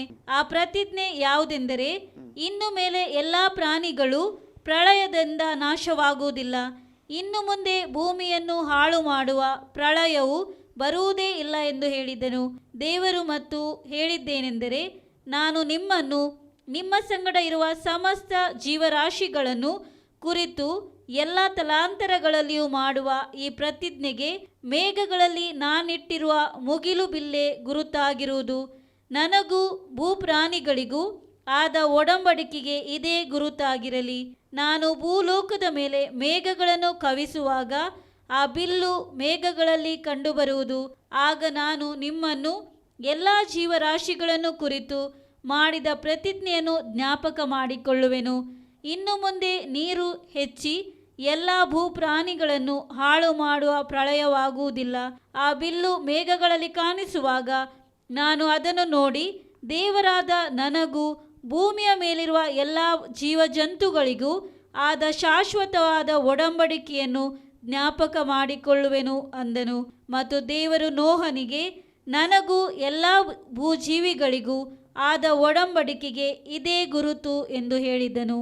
ನೋಡಿ, ಇಲ್ಲಿ ದೇವರು ಪ್ರೀತಿಯಿಂದ ನೋಹನೊಟ್ಟಿಗೂ ಮತ್ತು ಎಲ್ಲ ಜೀವರಾಶಿಗಳೊಟ್ಟಿಗೂ ಒಂದು ಗುರುತನ್ನು, ಒಂದು ಒಡಂಬಡಿಕೆಯನ್ನು ಮಾಡಿಕೊಡ್ತಾ ಇದ್ದಾನೆ. ಪ್ರೀತಿಯಿಂದ ಭೂಮಿಯನ್ನು ಹಾಳು ಮಾಡುವಂಥ ಒಂದು ಪ್ರಳಯ, ಇನ್ನು ಜಲಪ್ರಳಯ ಭೂಮಿಯಲ್ಲಿ ಬರುವುದಿಲ್ಲ.